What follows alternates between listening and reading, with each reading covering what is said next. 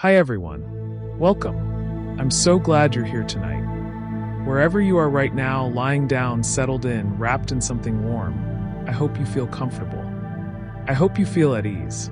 Tonight, we are going to spend some quiet, gentle time together, learning about one of the most fascinating and peaceful creatures on Earth. The wolf. There is no need to rush. There is nowhere else to be. The world outside can wait, and your only task right now is simply to breathe, to listen, and to let your body become a little heavier, a little softer, with every passing moment. Wolves have lived on this planet for millions of years. They have walked through ancient forests, crossed wide, open plains, and slept beneath the same stars we see tonight. They are patient and wise and deeply connected to the world around them. And slowly, gently, we are going to discover 120 quiet, beautiful things about them. So take a slow breath in, and let it go, and let us begin. There is no need to rush. Fact 1. Wolves are ancient creatures. The wolf is one of the oldest large predators still walking the earth today. Scientists have traced the evolutionary roots of the modern wolf, known by its Latin name Canis lupus, back to roughly 1 million years ago, though some of its earliest ancestors existed much, much longer ago than that, perhaps as far back as 5 or 6 million years. And we can take a moment to notice just how extraordinary that is. For all of that time, through ice ages and warming periods, through the rise and fall of entire civilizations, the wolf has remained. It has adapted quietly. It has endured. The wolf we know today, the one that howls at dusk, the one that walks softly through the snow, is the living result of all of that patient, unhurried time. It carries that ancient history in its bones and its blood, and there is something very comforting about that kind of deep, steady continuity. Gently moving forward. Fact 2. Wolves and dogs share a common ancestor. One of the most remarkable and quietly wonderful facts in all of animal science is that wolves and domestic dogs, the very dogs that sleep at our feet and rest beside us on cold evenings, share a common ancestor. Modern DNA research has confirmed that dogs are, in the truest scientific sense, descended from wolves. This process of domestication began somewhere between 15,000 and 40,000 years ago, when ancient humans and certain wolf populations began to develop a slow, careful relationship built on mutual benefit and trust. Over many, many generations, some wolves became less afraid of people, and people began to care for those wolves in return. Slowly, gently, across thousands of years, those wolves changed. Their bodies became a little smaller, their temperaments a little softer, and eventually, very gradually, they became the dogs we know and love today. So when you look at a dog resting peacefully, you are looking at a distant echo of the wolf. Now, as we continue, Fact 3. The gray wolf is the largest wild member of the dog family. Among all the members of the Canidae family, which includes foxes, coyotes, jackals, and many others, the gray wolf is the largest. A fully grown male gray wolf can weigh anywhere between 40 and 80 kilograms, which is roughly the same as many adult humans. They can stand about 70 to 90 centimeters tall at the shoulder, and from the tip of their nose to the end of their tail, they can measure nearly 2 meters in length. And yet, despite their size, wolves move with a kind of quiet, unhurried grace. They do not stomp or crash through the landscape. They glide through it, placing their paws carefully and softly, conserving energy, moving with patience. A large wolf, moving through a snowy forest at night, is surprisingly, almost beautifully silent. It is a gentle kind of power, the kind that does not need to announce itself. Slowly, gently. Fact 4. Wolves have remarkably large paws. One of the first things you might notice about a wolf, if you were ever fortunate enough to observe one quietly from a safe distance, is the size of its paws. Wolf paws are exceptionally large, and this is not just for appearance. Those big, wide paws serve a very practical and elegant purpose. In winter, a wolf's broad paws act almost like natural snowshoes, spreading the animal's weight across a wider surface so that it sinks less deeply into soft snow. This allows wolves to travel long distances through deep winter snowfall without exhausting themselves. Each paw also has tough, slightly webbed toes that grip uneven terrain effectively. And between their toes, wolves have small scent glands that leave gentle chemical messages as they walk, a quiet form of communication with other wolves who might pass along the same trail later. Every step a wolf takes is, in a small and lovely way, also a kind of message. Let's take a quiet moment to think about. Fact 5. A wolf's sense of smell is extraordinarily powerful. If you were to try to understand just how powerful a wolf's nose is, it helps to start with a comparison. The average human has about 5 million scent receptors in their nose. A wolf has somewhere in the region of 300 million. Scientists believe this means wolves can detect certain smells at concentrations roughly 100,000 times lower than what a human could possibly detect. In practice, this means a wolf can smell another animal, or even a human, from a distance of nearly 3 kilometers away, depending on wind conditions. They can detect the faint chemical traces left by another animal's footprints even hours after that animal has passed. They can smell changes in the air that tell them about weather approaching from far away. To a wolf, the world is not primarily seen or heard, it is smelled. The air around them is rich with information, and they read it slowly, gently, and with extraordinary precision. And we can take a moment to notice. Fact 6. Wolves have excellent hearing. While their sense of smell is their primary tool, wolves also possess hearing that is far beyond what humans can experience. A wolf can hear sounds at frequencies up to 80 kilohertz, roughly 4 times higher than the upper limit of human hearing. And their range of detection is impressive too. Wolves can hear another wolf howling from a distance of approximately 10 kilometers in open terrain, and even through forest cover, they can pick up sounds from 6 or more kilometers away. Their ears are large and slightly mobile, meaning wolves can rotate them somewhat independently to help locate the precise direction of a sound. This allows them to hear the soft movement of a mouse beneath the snow, the quiet footstep of a deer far through the trees, or the distant, drifting call of a packmate they haven't seen in days. A wolf listening in the quiet wilderness is a deeply attentive creature, taking in a world of sound that we can barely imagine. Gently moving forward. Fact 7. Wolf eyes are adapted for low light. Wolves are most active during the hours around dawn and dusk, what scientists call crepuscular activity, and their eyes are beautifully suited to that kind of low-light world. Like many nocturnal and crepuscular animals, wolves have a special reflective layer at the back of their eyes called the tapetum lucidum. This layer acts like a mirror, bouncing light back through the retina a second time and giving the eye another opportunity to detect it. This is why, when light catches a wolf's eyes in the dark, they appear to glow with a soft, luminous green or amber color. Their vision in dim light is significantly sharper than a human's, and they are particularly good at detecting movement. A wolf watching the edge of a forest in the fading light of evening can perceive things that would be entirely invisible to us. A shadow shifting, a shape moving quietly between the trees. And they watch with a calm, steady patience that is quite wonderful to consider. There is no need to rush. Fact 8. Wolves are built for long-distance travel. One of the most quietly astonishing things about wolves is their endurance.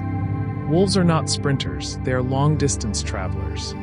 While they can reach speeds of up to 50 or 60 kilometers per hour in a short burst, what truly defines a wolf's movement is its ability to trot steadily for hours and hours without tiring. Their bodies are built for this: long legs, deep chests that allow for large lung capacity, and a gait that is remarkably energy efficient. A wolf can cover between 25 and 40 kilometers in a single day quite comfortably, and there are documented cases of wolves traveling more than 100 kilometers in a day when crossing large territories or dispersing to find new homes. They do this with a calm, rhythmic trot that barely changes pace over hours of travel. And through snow, through forest, through open grassland, they simply move steadily and quietly, one soft step at a time. Now, as we continue, Fact 9. Wolves live in family groups called packs. A wolf pack is, at its heart, a family. The core of most packs consists of a breeding pair, usually referred to as the alpha male and alpha female, though scientists today prefer to simply call them the breeding pair, since the old idea of wolves constantly fighting to be alpha has been largely updated by more careful research. Around this central pair gather their offspring, pups from this year, sometimes young adults from previous years who have chosen to stay, and occasionally other wolves who have been accepted into the family group. The pack cooperates in almost everything it does, raising pups, hunting, defending territory, and sleeping close together for warmth and comfort. The bonds within a wolf pack are deep and enduring, shaped by years of shared experience. Pack members greet each other with gentle, enthusiastic nuzzling. They groom one another. They play together. A wolf pack is, in many ways, a model of quiet social warmth. Slowly, gently. Fact 10. Wolf pack sizes vary widely.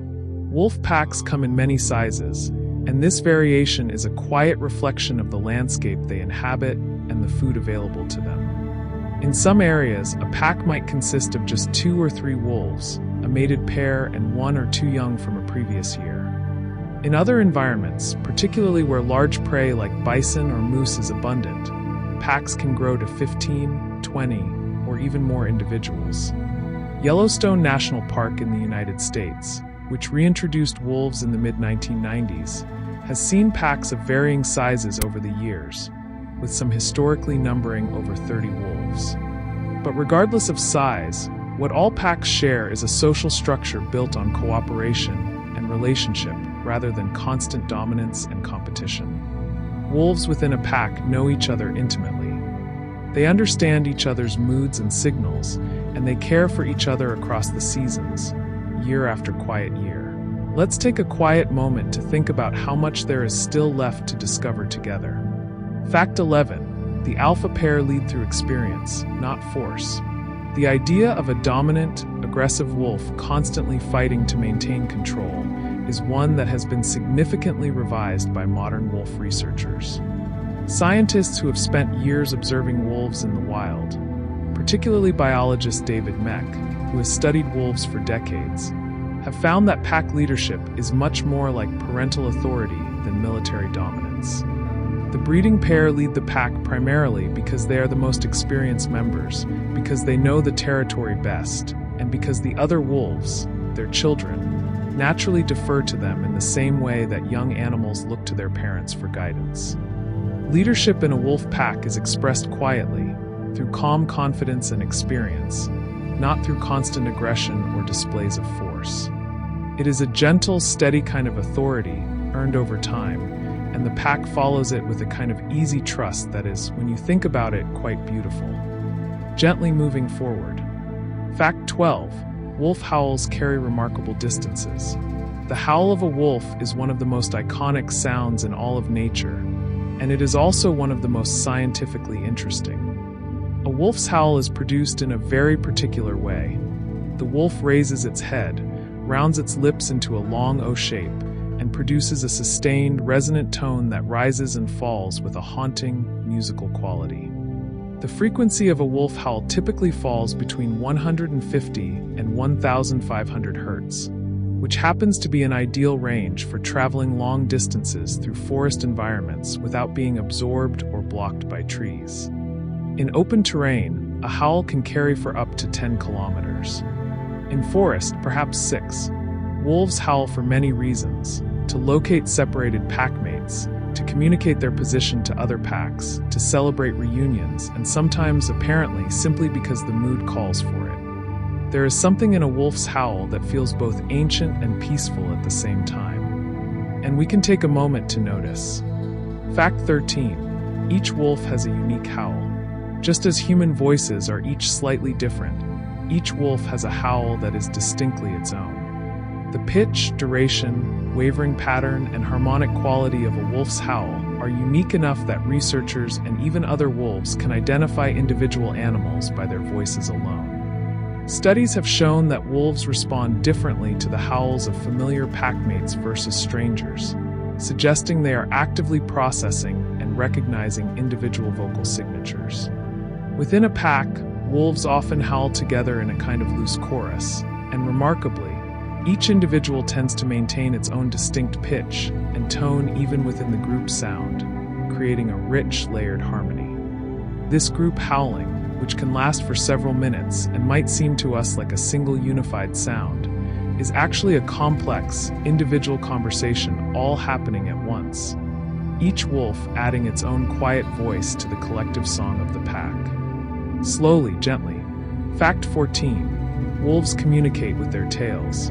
Wolves use their tails as one of their primary tools of communication, and if you know what to look for, a wolf's tail tells you almost everything about what it is feeling in any given moment. A tail held high and slightly curved signals confidence and social status. The breeding pair often carry their tails this way. A tail held horizontally suggests an alert, interested state, a wolf paying attention to something it has noticed. A tail tucked gently between the legs signals submission or anxiety, and is commonly seen in younger wolves approaching older ones in a greeting. A tail that wags loosely and low indicates playfulness and relaxed happiness, much like in dogs. And there are dozens of subtle variations between these positions that experienced observers can read with some precision. For a wolf living within a pack, the tail is always speaking, calmly, clearly, and without the need for any sound at all. Now, as we continue, Fact 15. Wolves also communicate through facial expressions. Beyond their tails, wolves have a remarkably expressive face, far more so than many other animals.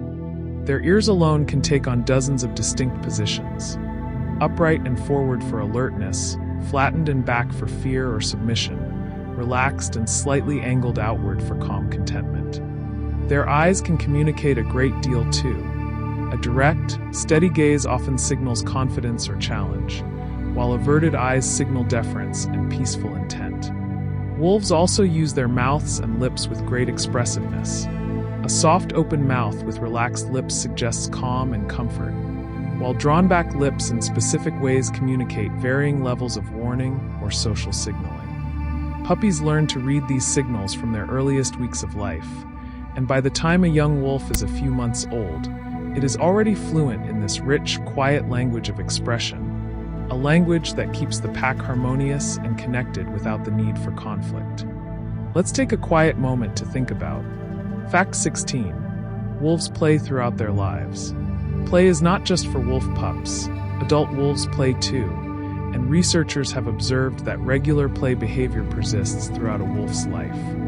The classic play bow, front legs extended low, hindquarters raised, mouth open in a relaxed and happy expression, is a universal invitation to play that is understood immediately by any wolf it is directed toward.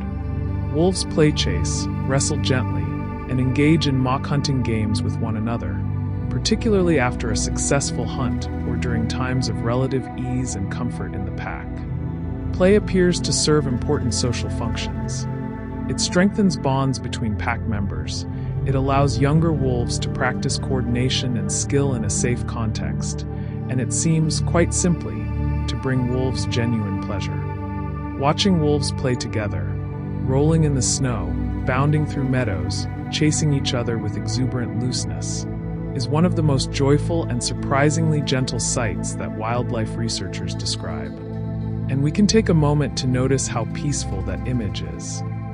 Fact 17. Wolf pups are born in spring. In most parts of the world, wolf pups are born in the spring, typically between March and May, after a gestation period of roughly 63 days. A litter usually contains between 4 and 6 pups, though litters of 8 or even more are not unheard of. The pups are born blind and deaf, weighing only about half a kilogram each, and they are completely dependent on their mother and the rest of the pack for warmth, nourishment, and protection. They are born in a den, a sheltered space the mother has prepared, often a burrow in a hillside or a hollow beneath a fallen tree. For the first few weeks of their lives, the pups do almost nothing but sleep and nurse, curled warmly together in a soft, breathing pile of fur. And as spring slowly warms the world outside, those tiny creatures grow stronger each day, each week, preparing for the life ahead of them. Gently moving forward. Fact 18. The whole pack helps raise the pups. One of the most touching aspects of wolf biology is the way that pup rearing is shared across the entire pack, not just left to the parents alone. All members of the pack, aunts, uncles, older siblings, participate in caring for the new pups. Adult wolves will regurgitate partially digested food for pups that are old enough to begin eating solid food, a behavior that is both practical and deeply social, as it involves a level of cooperation and trust among pack members. Older siblings and other pack members spend time babysitting the pups when both parents need to be away, keeping them safe and warm. They engage the pups in gentle play, helping them develop coordination and confidence. And when a pup whimpers or makes a small distressed sound, other wolves nearby respond with soft attention and comfort. The pack, in this way, is not just a hunting group. It is a caring, attentive community. There is no need to rush. Fact 19. Wolf pups learn through observation. From their earliest weeks, wolf pups are intensely observant. They watch the older wolves in their pack with wide, curious eyes, absorbing information about how to move, how to greet, how to respond to various situations. Much of a young wolf's education happens simply by watching and then imitating. This is how they learn to howl, how they come to understand the subtle body language signals of the pack, and how they eventually learn the geography of their territory. Scientists refer to this kind of learning as social or observational learning, and it is a hallmark of intelligent, socially complex animals. A wolf pup that grows up watching a skilled, experienced pack learns more efficiently than one that must discover everything through trial and error alone. In this way, the wisdom of older wolves is quietly passed down from one generation to the next, carried not in genes but in patient, attentive observation. Slowly, gently. Fact 20. Wolves have a sophisticated social hierarchy.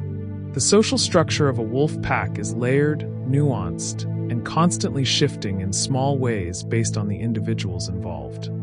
Beyond the breeding pair at the center, other wolves within the pack occupy various social positions that are reflected in their behavior and body language.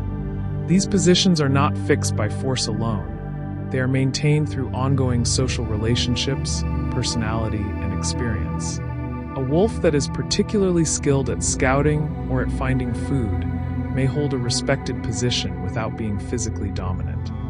Younger wolves generally defer to older ones, and wolves that have been in the pack longer typically have more established social standing than newer members.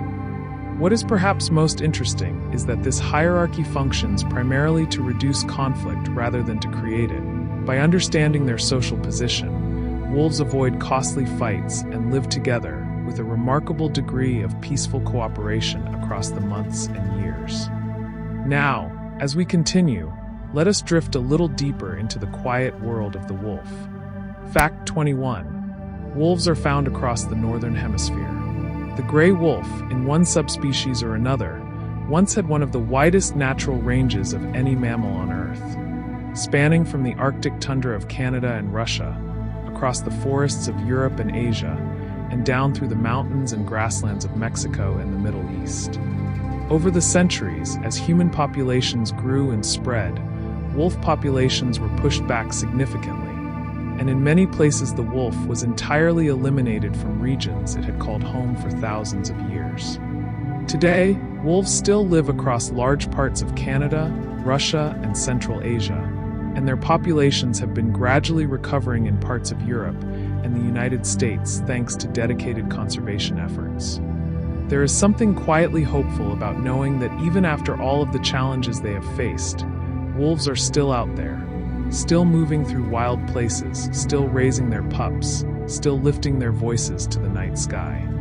And we can take a moment to notice. Fact 22. There are many subspecies of wolf. When we talk about the wolf, we are actually talking about a large and diverse group of animals. Scientists currently recognize anywhere from 5 to 38 subspecies of the gray wolf, depending on which classification system they use. The science of wolf subspecies is still being refined as new genetic research becomes available. Some of the most well-known subspecies include the Arctic wolf, which is pure white and lives in the far north; the Great Plains wolf, which once roamed the vast grasslands of North America; the Ethiopian wolf, which is actually a separate species and one of the world's rarest carnivores; and the Indian wolf, a smaller, leaner subspecies adapted to the warmer, drier conditions of South Asia. Each subspecies has developed its own subtle adaptations to its particular environment. Different coat colors, different body sizes, slightly different social behaviors. The wolf, in all its quiet diversity, is a beautifully varied family. Gently moving forward. Fact 23. Arctic wolves are pure white. The Arctic wolf, Canis lupus arctos, is a subspecies that has adapted over thousands of years to one of the harshest environments on Earth: the high Arctic islands and tundra of northern Canada and Greenland, where temperatures can fall to -40 degrees Celsius and where darkness lasts for months at a time. Arctic wolves are typically pure white or very pale cream in color, which provides excellent camouflage in their snowy landscape. They are slightly smaller and more compact than some other subspecies, which helps reduce heat loss, and their ears are smaller and more rounded to minimize exposure to cold. Their paws are specially adapted for walking on ice and snow. What is perhaps most remarkable about Arctic wolves is that, because they live in areas so remote that humans rarely venture there, they have had little exposure to human persecution and are often notably less fearful of people than wolves in more populated regions, approaching with a calm, quiet curiosity. There is no need to rush. Fact 24. Wolf fur has 2 layers. A wolf's coat is a quiet engineering marvel. It consists of 2 distinct layers that work together to keep the animal comfortable across a wide range of temperatures and weather conditions. The outer layer, called the guard coat, is made up of long, coarse hairs that repel water and snow, preventing moisture from reaching the skin. These guard hairs are slightly oily, which gives the coat its water-resistant quality. Beneath the guard coat lies the undercoat, a dense, soft, woolly layer of fine fibers that traps air close to the body and provides exceptional insulation against the cold. In winter, this undercoat becomes extraordinarily thick, allowing wolves to sleep comfortably in snow at temperatures far below freezing. When spring comes and the days lengthen, wolves shed their winter undercoat in large, fluffy clumps, a process called molting, and their summer coat is noticeably thinner and lighter. The coat is, in every season, perfectly suited to whatever the world offers. Slowly, gently. Fact 25. Wolf coats come in many colors. While we often picture wolves as gray, and many are, wolf coats actually come in a beautiful and surprising range of colors that varies considerably across subspecies and even within the same pack. Wolves can be pure white, jet black, tawny golden brown, reddish, sandy cream, and all shades of gray from pale silver to deep charcoal. Often, individual wolves have fur that blends multiple colors: a gray body with a darker saddle across the back, or a pale underside fading into a warm amber across the flanks. In Yellowstone National Park, both black and gray wolves have been common, and the color genetics are complex enough that the same pair of wolves can produce pups of different colors in the same litter. The color of a wolf's coat does not significantly affect its behavior or social standing within a pack. Wolves accept each other in all their varied, soft, natural shades with equal ease. Now, as we continue, Fact 26. Wolves are highly intelligent animals. Wolf intelligence has been the subject of considerable scientific study, and the picture that has emerged is one of a remarkably capable and cognitively complex animal. Wolves demonstrate strong problem-solving skills, can plan ahead in limited ways, and display what researchers call causal reasoning, the ability to understand that one thing leads to another. Studies comparing wolves and dogs on various cognitive tasks have found that wolves often outperform dogs on tasks requiring independent problem-solving, though dogs tend to be better at tasks that involve reading human social cues. Wolves learn quickly from observation and remember what they have learned over long periods of time. They can recognize individual humans and remember specific people from year to year. And within a pack, They appear to have a nuanced understanding of each other's individual strengths, preferences, and moods, knowledge that they apply in subtle and sophisticated ways in their daily social interactions. Let's take a quiet moment to think about. Fact 27. Wolves have long-term bonds. The bonds that wolves form with each other are not casual or temporary. They are deep, enduring relationships that persist for years, and, in some cases, for the entire lifetimes of the individuals involved. The bond between a mated pair of wolves is particularly strong, and most mated pairs remain together for many years, sometimes for life.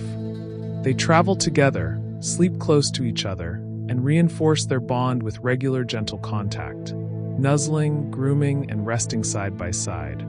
But bonds within the wider pack are also significant. Siblings that have grown up together maintain strong social connections, even as they age. A wolf that has lived within a pack for several years has an intricate web of individual relationships, with each pack mate, each at a slightly different level of familiarity and trust. When a wolf disappears or dies, the remaining pack members show clear signs of searching and distress. The emotional texture of a wolf pack's life is richer than we once imagined. And we can take a moment to notice. Fact 28. Wolves can go without food for extended periods. The life of a wild wolf is not a life of constant abundance. There are times of plenty, a successful hunt providing more meat than the pack can consume immediately. And there are times of scarcity, when prey is difficult to find and the wolves go without eating for many days. The wolf's body is beautifully adapted to cope with both extremes. Wolves can eat very large amounts when food is available. A single wolf can consume up to 9 kilograms of meat in one sitting, and then survive comfortably without food for 2 weeks or more when prey is scarce. During lean times, wolves reduce their activity level, conserve energy, and rely on body fat reserves built up during good times. This metabolic flexibility, the ability to shift smoothly between feast and fast, is one of the reasons wolves have been so successful across such a wide range of environments and conditions. They live with patience and adaptability, gently moving forward. Fact 29. Wolves are keystone species. The wolf is what ecologists call a keystone species, an organism whose presence or absence has effects on an ecosystem that are far disproportionate to the animal's own numbers or biomass. This was demonstrated in a particularly clear and beautiful way following the reintroduction of wolves to Yellowstone National Park in 1995, after they had been absent from the region for roughly 70 years. Before the wolves returned, elk populations had grown large and were heavily overgrazing the riverbanks and valleys. Without the presence of wolves, elk lingered in open areas, stripping vegetation right down to the soil. When wolves returned and began hunting elk again, the elk changed their behavior, avoiding open valleys, keeping to the cover of the trees, and riverbank vegetation began to recover. Trees and shrubs grew back. Rivers changed course slightly because the banks stabilized. This cascade of effects, triggered by one carefully reintroduced predator, became known as a trophic cascade, and it changed how scientists think about ecology. There is no need to rush. Fact 30. Wolves help maintain healthy prey populations.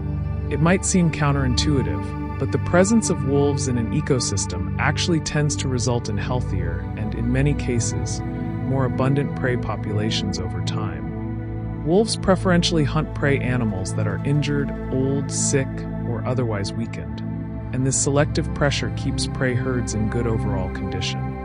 By removing animals that might otherwise spread disease or compete for food without contributing to the next generation, wolves help maintain the genetic strength and health of prey populations like elk, deer, moose, and caribou. This is a very old and quiet relationship. Predator and prey have been shaping each other for millions of years, and each has made the other more resilient through that long, slow interaction. The deer that escapes a wolf is a little stronger for the chase. The wolf that must work hard to catch its prey becomes a little more skilled. Together, they keep each other fit and the ecosystem in quiet balance. And we can take a moment to settle in even more deeply as we continue. Fact 31. Wolves use scent marking to define their territory. A wolf pack's territory is not marked by fences or obvious boundaries. It is defined by scent, left carefully and regularly throughout the area the pack inhabits and defends. Wolves use urine and glandular secretions to leave scent marks at specific locations around the edges of their territory, on prominent rocks, fallen logs, and intersections of trails. These scent marks carry a remarkable amount of information. They indicate the presence of the pack, something about its size and composition, and how recently the wolves have been in the area. Other wolves that encounter these marks can read much of this information and typically respond by avoiding the marked territory. The breeding pair of a pack tend to be the most active scent markers, leaving fresh marks frequently during their travels. In this quiet, invisible way, wolves maintain a kind of communication across space and time, leaving messages that are read by animals who may never see each other face to face. Slowly, gently. Fact 32. Wolf territories can be very large. The size of a wolf pack's territory varies widely depending on the environment, the availability of prey, and the number of wolves in neighboring packs. In areas with abundant prey and relatively few competing packs, a territory might be quite small, perhaps 50 to 100 square kilometers.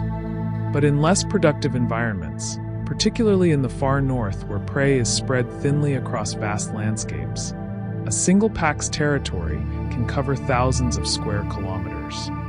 Wolves patrol their territory regularly, walking its boundaries to refresh scent marks and check for signs of intruding wolves.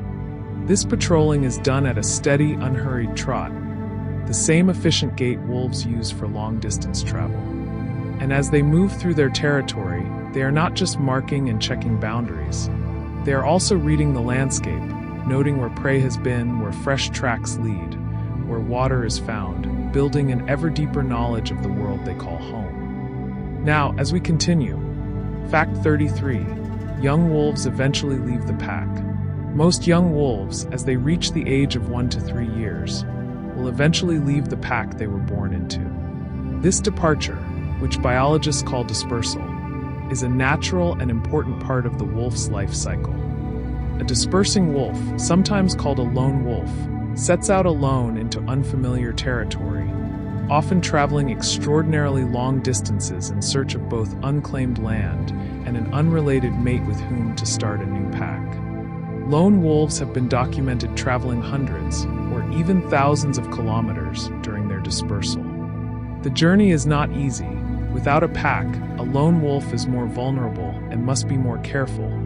But those that succeed find a mate, establish a territory, and eventually raise their own pups, carrying their genes and learn knowledge into a new corner of the world. Dispersal is how wolves colonize new areas, how their populations spread, and how genetic diversity is maintained across wide geographies. And we can take a moment to notice. Fact 34. Some wolves travel extraordinary distances. The dispersal journeys of young wolves have provided some of the most remarkable stories in wildlife biology. Or 7. A male gray wolf that left his pack in northeastern Oregon in 2011 traveled over 1,000 kilometers through Oregon and into northern California, the first confirmed wild wolf in California in nearly 90 years. He eventually returned to Oregon, found a mate, and established a new pack. In Europe, a wolf nicknamed Slav dispersed from Slovenia in 2011 and eventually walked over 2,000 kilometers through Austria, Switzerland, and into Italy, becoming a celebrated symbol of wolf recovery in Europe.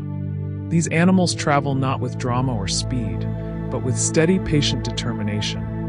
One day at a time, one step at a time, reading the landscape, finding food, resting, and moving forward again. Their journeys remind us that the world is, in certain quiet ways, still wide and wild and full of possibility.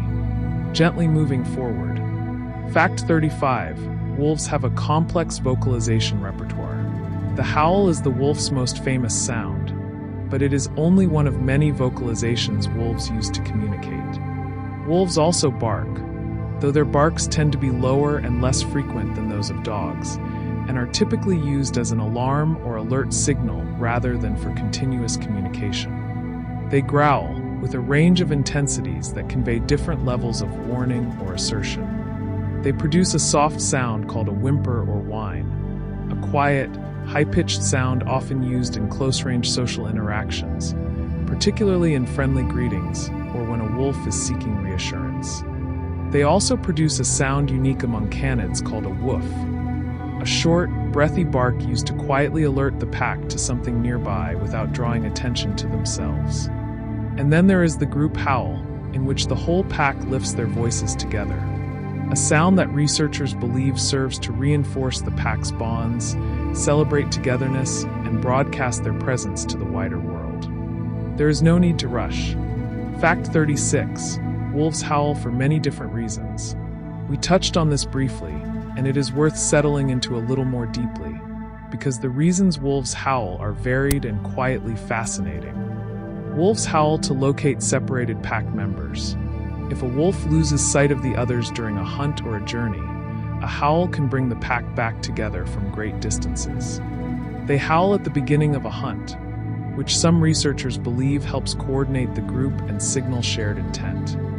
They howl in a long, mournful way when a packmate is injured or has died. They howl at dawn and dusk in what seems to be a simple celebration of the time of day, a kind of daily musical ritual. And they howl in response to other sounds that trigger the behavior, a distant siren, the howl of wolves from a neighboring pack, or sometimes simply the mood of the moment. A wolf lifting its head to the sky and releasing that long, resonant tone into the night air is doing something that is both deeply practical and, it seems, genuinely expressive. Slowly, gently.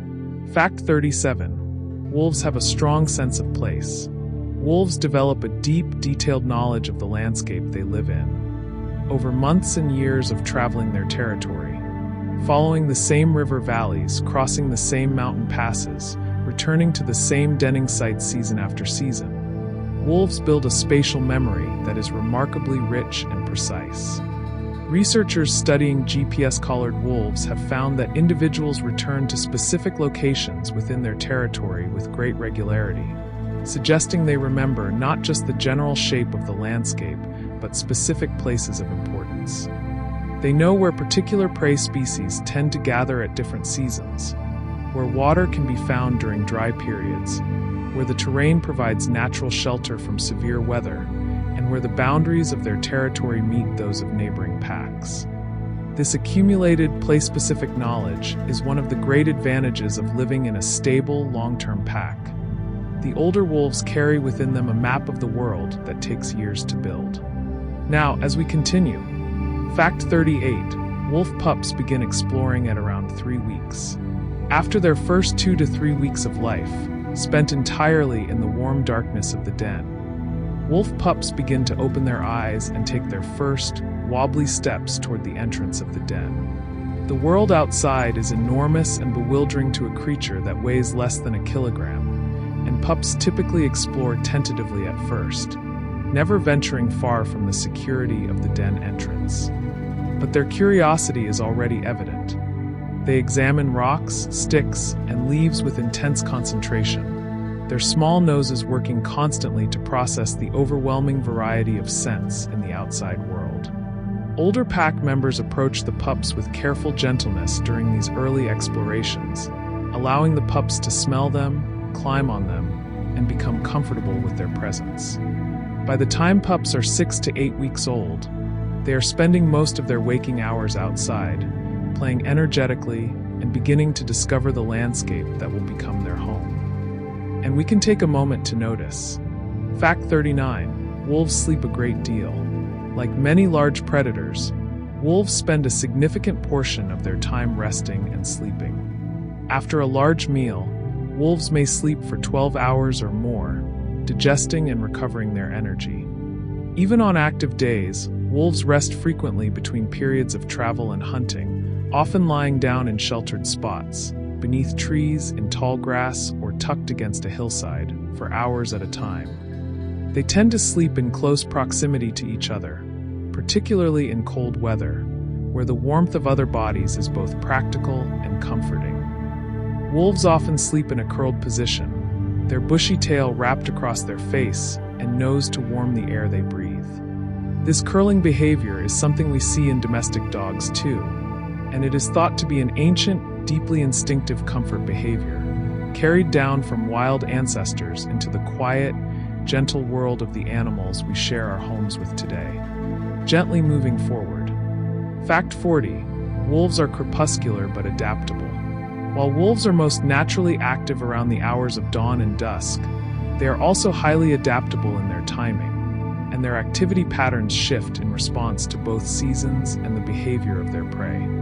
In regions where wolves have heavy exposure to humans, they often become more nocturnal, active primarily at night, to avoid contact.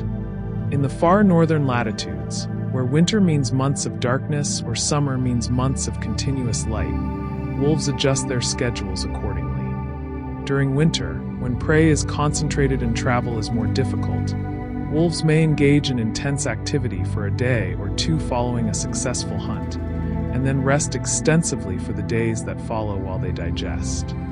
This flexibility, the ability to shift their rhythms smoothly in response to what the world requires, is one of the quiet strengths of the wolf, and it has helped the species survive across an extraordinary range of environments and conditions. Let us drift forward, quietly and gently, into the next part of our evening together.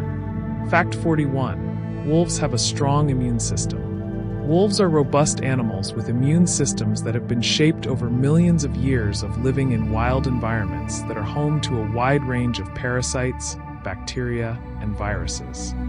They are susceptible to some of the same diseases as domestic dogs, distemper, parvovirus, and mange among them. And these diseases can affect wolf populations significantly, particularly in areas where wolves are already under pressure from other stressors. But they are also remarkably resilient, and many wolves carry and survive infections that would severely debilitate or kill a less hardy animal. Their bodies are designed for a hard life, dense muscles, strong bones, and an immune system accustomed to pathogens encountered in raw meat, wild water, and the bites of ectoparasites. Wolves that survive illness or injury often recover more fully than one might expect, returning to their place within the pack and resuming their full range of activities with a quiet, determined tenacity. There is no need to rush. Fact 42. Wolves have 42 teeth. A wolf's mouth is a beautifully designed tool containing 42 teeth, the same number as domestic dogs, and considerably more than the 32 teeth found in adult humans.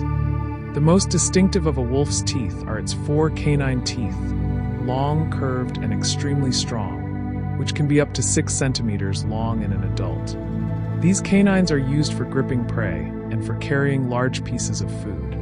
Behind the canines sit the premolars and molars, including a pair of specialized teeth called carnassials, large, scissor-like teeth designed specifically for shearing meat from bone with great efficiency. A wolf's bite force is exceptionally powerful, roughly twice that of a domestic dog of similar size, allowing wolves to crack open large bones to access the rich, nutritious marrow inside. Yet despite this impressive biological toolkit, wolves spend much of their time using their mouths for gentle things too, carrying pups, grooming packmates, and engaging in the soft muzzle pressing of friendly greeting. Slowly, gently. Fact 43. Wolves have a resting heart rate similar to humans. A resting adult wolf has a heart rate of roughly 60 to 80 beats per minute, remarkably similar to the resting heart rate of an average adult human. During intense physical activity, sprinting after prey, for example, a wolf's heart rate can rise dramatically, driving blood and oxygen to the muscles at high speed to sustain the effort. But in their long periods of rest and quiet travel, wolves maintain that calm, steady rhythm, a heartbeat that, if you could place your hand on the warm chest of a resting wolf, would feel surprisingly familiar. Their hearts are proportionally large relative to their body size, providing the cardiovascular capacity needed for sustained long-distance travel. And in the deep quiet of a winter night, a pack of wolves sleeping close together in the snow have hearts beating their slow, gentle rhythm in that familiar range. A sound of life, steady and unhurried, in the cold and the dark. Now, as we continue, Fact 44. Wolves have a lifespan of 6 to 8 years in the wild. Wild wolves live for an average of 6 to 8 years, though individuals in particularly favorable conditions have been known to reach 12 or even 14 years of age. The challenges of wildlife: the difficulty of hunting large prey, the risk of injury, competition with other packs, disease, and in many regions the ongoing impact of human activity, mean that many wolves do not reach old age. In captivity, where food is provided reliably and medical care is available, wolves can live to 16 or 17 years. Older wolves in a pack carry something very valuable: experience. An older breeding female who has raised many litters knows her territory intimately, knows the rhythms of prey movement across seasons, and knows her packmates deeply. Her presence is a stabilizing and enriching force for the whole group, and packs that lose experienced elders sometimes take considerable time to regain their full effectiveness and social equilibrium. Let's take a quiet moment to think about. Fact 45. Wolves are generally not dangerous to humans. Throughout history, the wolf has accumulated a fearsome reputation in human culture. The big bad wolf of fairy tales, the creature of nightmares. But the scientific reality is considerably quieter. Documented attacks by healthy wild wolves on adult humans are vanishingly rare, and many wildlife biologists who have spent decades studying wolves in the wild have never had a threatening encounter. Wolves are naturally cautious around humans, and in areas where they have been hunted historically, they tend to avoid human presence entirely. In regions like Yellowstone, where wolves are protected and have grown accustomed to human observation at a distance, they may pass close to roads or buildings without concern, but they do so with wary attention, not aggression. The wolf's reputation for danger is a cultural inheritance from a time when humans and wolves competed more directly for resources. Not an accurate reflection of the animal as it actually is, living its quiet, social, family-centered life in the wild. And we can take a moment to notice how the reality is so much softer than the legend. Fact 46. Wolves and ravens have a remarkable relationship. Among the many quiet relationships that define the natural world, the one between wolves and ravens is one of the most frequently observed and most genuinely puzzling to scientists. Ravens, large, highly intelligent black birds, are found in many of the same northern landscapes as wolves, and the two species seem to have developed a remarkable degree of mutual tolerance and even what looks, at times, like mutual affection.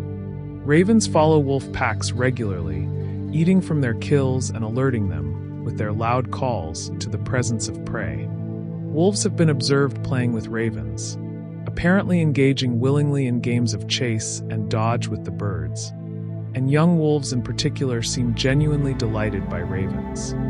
Some researchers have suggested that the relationship may go back tens of thousands of years, with each species having evolved to benefit from the presence of the other. It is a friendship written in behavior, slow and patient, across an enormous stretch of time, gently moving forward. Fact 47. Wolves are excellent swimmers. While wolves are primarily terrestrial animals, creatures of the forest floor and mountain slope, they are also accomplished swimmers and will readily enter rivers, lakes, and coastal waterways when necessary. Their dense, layered fur provides some water resistance and insulation, even when wet, and their long, powerful legs make them efficient swimmers capable of crossing substantial bodies of water. In coastal regions of British Columbia, Canada, there is a population of wolves, sometimes called sea wolves or coastal wolves, that have adapted to a life strongly shaped by the sea, swimming between islands, hunting marine prey such as seals and fish, and supplementing their diet extensively with salmon. These coastal wolves spend more time near and in the water than almost any other wolf population, and they represent a fascinating example of how the wolf, given time and the right conditions, can adapt its lifestyle quietly and effectively to whatever world it finds itself in. There is no need to rush. Fact 48. British Columbia's sea wolves eat mostly marine prey. Expanding on what we just touched on, those remarkable coastal wolves of British Columbia are worth pausing to consider in a little more detail. Studies of these wolves have found that up to 90% of their diet in some seasons comes from marine sources. Salmon spawning in rivers, clams and mussels found at low tide, marine mammals found on beaches or in shallow water, and other sea-sourced food. They have learned to wade into rivers at the height of the salmon spawning season and catch fish with the same patient efficiency we see in bears. Their bodies have adapted subtly to this diet, and research using a technique called stable isotope analysis, which traces the origin of nutrients in an animal's body tissues, has confirmed that the carbon and nitrogen signatures in sea wolf bones strongly reflect marine food sources. These wolves are a reminder that the wolf is not a fixed, rigid creature. It is a fluid, adaptable one, quietly fitting itself to the world it inherits. Slowly, gently. Fact 49. Wolves rarely fight to the death within a pack. Despite their size and strength, wolves within a stable, well-established pack almost never engage in fights that result in serious injury or death. The social systems of wolves are specifically designed, through millions of years of evolution, to minimize the cost of internal conflict. When tension arises between packmates, it is typically resolved through posturing, body language, and vocalization. One wolf making itself larger and more assertive, the other making itself smaller and more submissive, without any physical contact at all.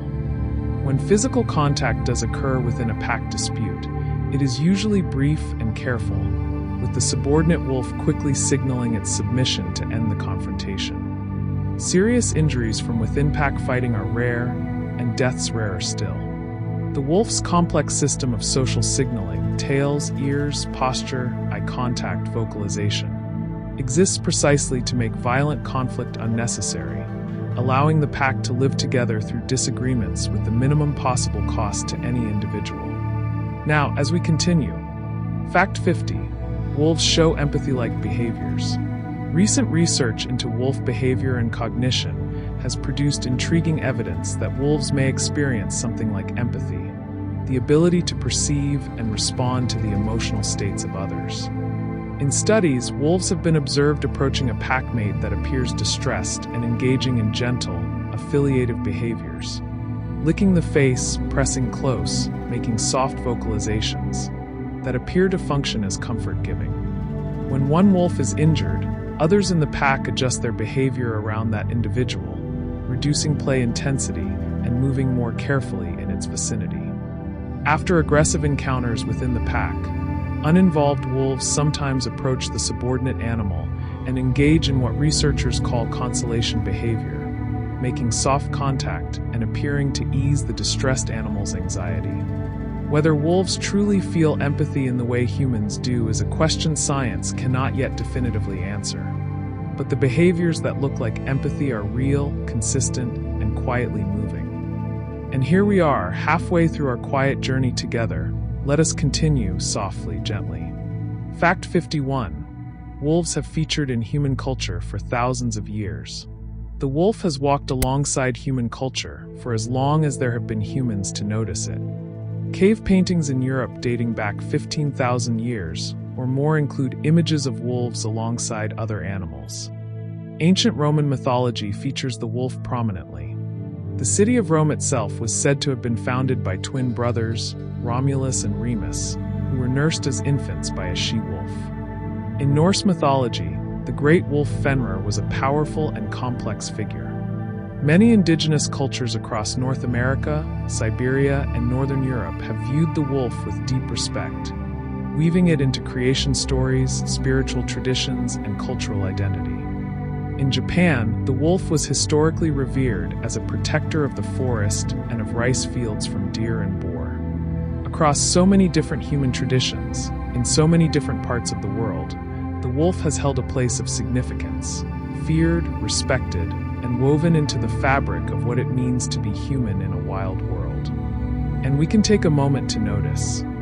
Fact 52. The reintroduction of wolves to Yellowstone was a landmark moment. We touched earlier on what happened when wolves returned to Yellowstone National Park, but the full story is worth lingering over a little more. In 1995 and 1996, wildlife managers captured 31 wolves from Canada and released them into Yellowstone, the first wolves in the park in roughly 70 years. The ecological effects were profound and, in some ways, unexpected. As the wolves reduced elk numbers and changed elk behavior, willows, aspens, and cottonwoods began growing back along riverbanks. As the vegetation recovered, songbirds returned to the newly leafy trees.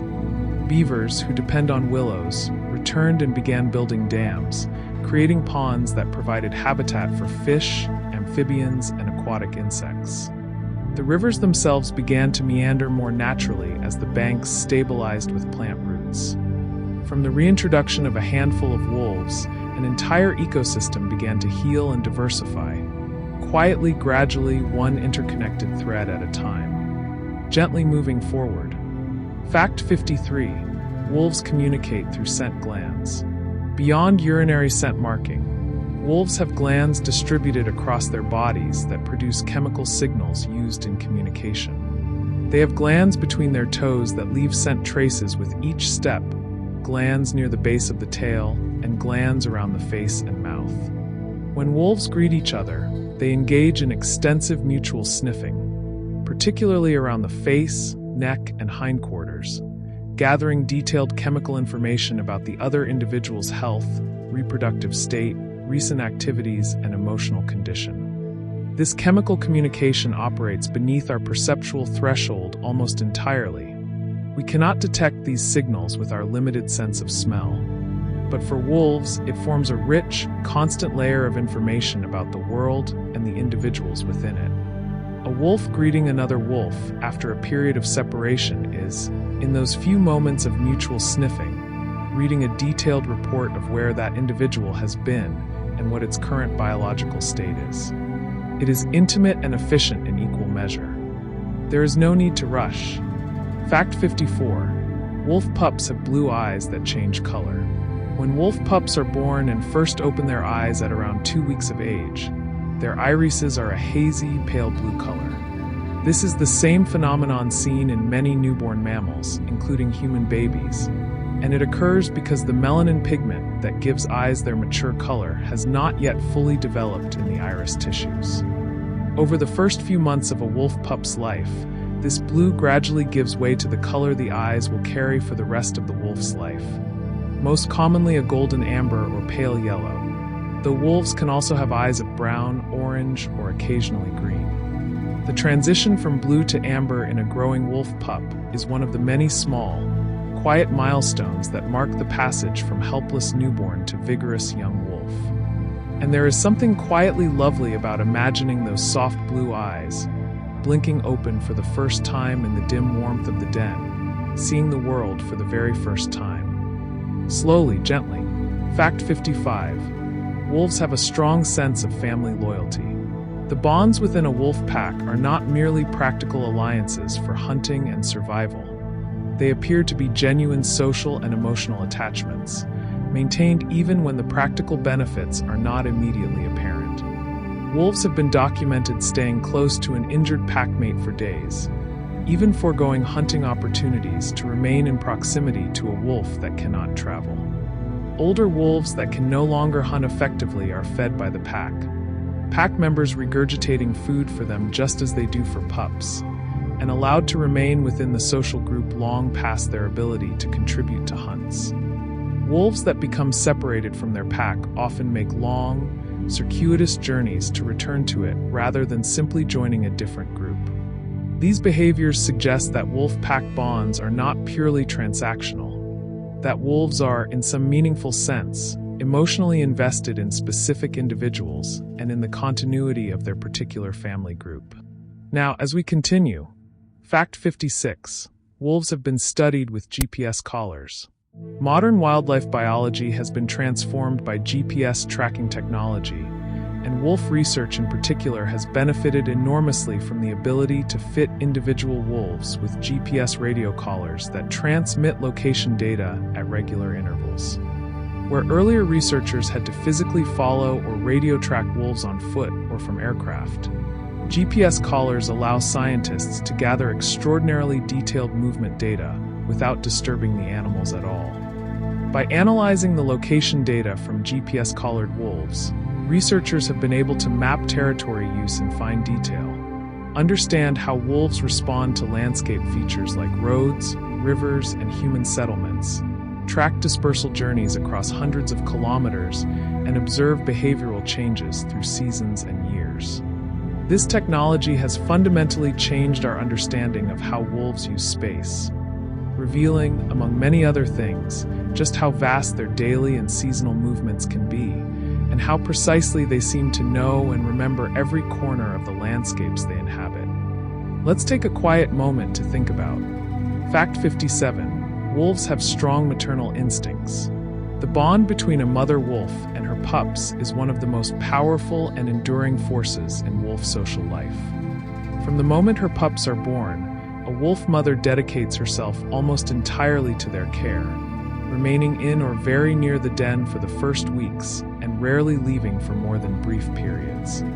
She nurses the pups frequently, keeping them warm with her body heat, cleaning them with her tongue, and responding to their slightest whimpers with immediate, gentle attention. As the pups grow, she gradually introduces them to greater independence, encouraging them to explore, play, and interact with other pack members, while maintaining a watchful, careful presence. If the den is disturbed or she senses danger, a mother wolf will move her pups one by one to a new, safer location with calm, determined efficiency.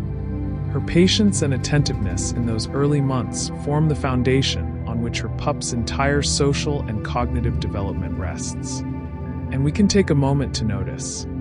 Fact 58. Wolf dens are carefully chosen. A wolf den is not a random or casual choice. The breeding female selects her denning site with considerable care, and the same site may be used year after year across multiple breeding seasons.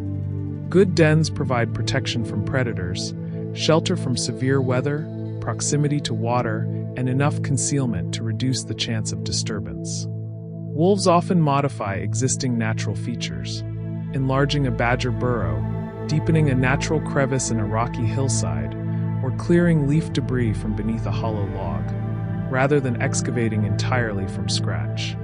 Some dens are quite elaborate, with multiple entrances and a large central chamber where the pups sleep. In cold climates, the den provides essential thermal insulation for vulnerable newborns that cannot yet regulate their own body temperature. And in some well-established territories, the same den site has been used by successive generations of wolves for decades. A quiet, hidden place that has witnessed many springs, many litters, and many beginnings. Gently moving forward. Fact 59. Wolves have a strong pair bond. The relationship between a mated pair of wolves is one of the most stable and deeply bonded partnerships in the mammal world. Mated wolf pairs spend enormous amounts of time in each other's company, travel together through their territory, coordinate their behavior intimately, and engage in regular physical contact, pressing close, nuzzling, and grooming each other, that reinforces and maintains their bond over time. When one member of a bonded pair is injured or ill, the other remains close, altering its own behavior to accommodate its mate's reduced capacity. When pairs are separated, as can happen when wolves are tranquilized for research, they typically seek each other out immediately upon reunion. Most wolf pairs remain together for multiple breeding seasons, and some appear to be genuinely lifelong partners. The loss of a mate, whether through death or permanent separation, appears to be a significant event for the remaining wolf, sometimes resulting in behavioral changes that persist for weeks or months afterward. There is no need to rush. Fact 60. Wolves are highly adaptable to different climates. Perhaps one of the most remarkable things about the gray wolf as a species is its extraordinary range of environmental tolerance. No other large land predator currently inhabits as wide a range of climatic conditions as the wolf. From the scorching hot, rocky deserts of the Middle East, where Arabian wolves survive temperatures that can exceed 50 degrees Celsius, to the frozen Arctic tundra of Ellesmere Island, where Arctic wolves endure temperatures of -40 or colder and months of complete polar darkness. the wolf family has found ways to persist and thrive. Each population has developed its own suite of physical and behavioral adaptations. Different coat thicknesses, different body sizes, different dietary preferences, different daily rhythms, suited to its particular world. This remarkable adaptability is the product of millions of years of evolution and tens of thousands of years of careful, patient adjustment to whatever environment the wolf found itself inhabiting. We are moving gently through the second half of our evening now. There is nothing to do but rest and listen. Fact 61. Wolves sleep in the snow without discomfort. A wolf resting on a bed of snow in midwinter, surrounded by temperatures far below freezing, is not uncomfortable. Its thick double coat provides such effective insulation that the snow directly beneath the wolf often remains unmelted. The warmth of the wolf's body is so well contained by its fur that very little escapes to the ground below. Wolves often curl into a tight ball when sleeping in cold conditions, tucking their nose beneath their tail to warm the air entering their lungs. The bushy tail, wrapped across the face, provides an additional layer of insulation for the most sensitive and exposed part of the face. This whole-body thermal management system, the layered coat, the curling posture, the tail wrap, is so effective that wolves can sleep in the open through severe winter storms without any loss of core body temperature. And there is something deeply peaceful about picturing that, a wolf, curled in the snow, completely at ease in the cold and the dark. Slowly, gently. Fact 62. Wolves have specialized paw pads. The paw pads of a wolf, those tough, leathery surfaces on the underside of each foot, are among the most specialized in the animal kingdom for dealing with cold terrain.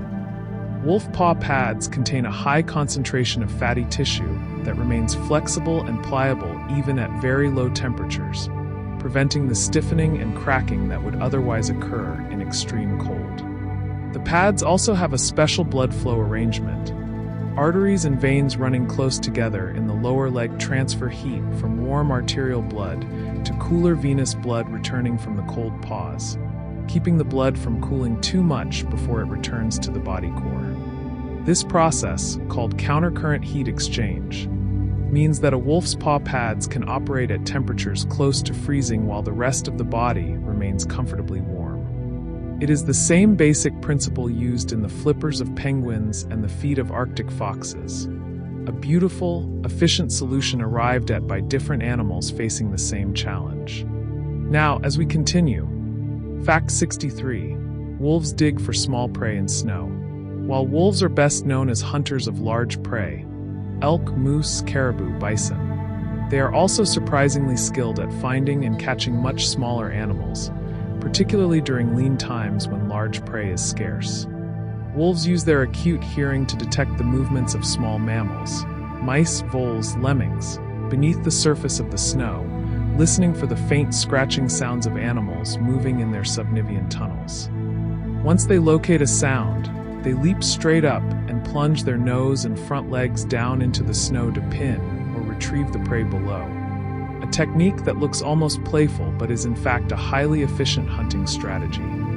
A wolf can catch enough small mammals in a day to meet its basic caloric needs, even without any large prey. This flexibility, the ability to shift seamlessly between hunting strategies and prey sizes, is another quiet expression of the wolf's remarkable adaptability. And we can take a moment to notice. Fact 64. The howl of a wolf pack can sound like more animals. One of the many fascinating things about wolf group howling is that it creates an acoustic illusion that has probably confused humans for centuries. When a pack of wolves howls together, each individual maintaining its own distinct pitch and frequency while harmonizing loosely with the others, the resulting sound has complex harmonics that make it very difficult for a listener to accurately estimate how many wolves are howling. Studies have shown that even experienced wildlife biologists tend to overestimate the number of wolves in a howling group. A pack of 5 or 6 wolves can, to the ear, sound like 20 or more. Scientists believe this is not accidental. The acoustic effect of group howling may function as a kind of natural deception, making a pack sound larger and more formidable to rival wolf packs than it actually is, thereby reducing the chance of direct conflict with neighbors. It is a quiet, beautiful piece of acoustic engineering produced entirely by evolved instinct. Gently moving forward. Fact 65. Wolves have a strong sense of justice. This is one of the more surprising and quietly fascinating areas of wolf behavior research. Studies involving both wolves and dogs in experimental settings have found that wolves have a strong sensitivity to what researchers call inequity, the sense that a situation is unfair. When wolves are asked to perform a task and one individual receives a reward while another does not, the unrewarded wolf typically refuses to continue participating in the task, a response that researchers interpret as a reaction to perceived inequity. This behavior, which has also been documented in other highly social species, including primates and corvids, appears to reflect a rudimentary sense of fairness, an expectation that cooperative effort should be reciprocally rewarded. Whether wolves consciously experience this as unfairness, in the way humans do, is not something science can confirm, but the behavioral response itself is consistent and clear. Wolves, it seems, notice when things are not shared equitably, and they respond to it. There is no need to rush. Fact 66. Wolves are cooperative hunters. When wolves hunt large prey, animals that are far bigger and stronger than any individual wolf, they rely on a degree of coordinated cooperation that makes large hunts possible. While the image of wolves hunting in perfectly orchestrated formations is something of a simplification, wolf hunts are often more opportunistic and less rigidly structured than popular descriptions suggest. There is genuine cooperation involved. Wolves in a pack test prey animals, probing for weaknesses, and individual pack members tend to take on different roles during the hunt. Some wolves initiate contact and draw attention, while others position themselves to intercept fleeing prey.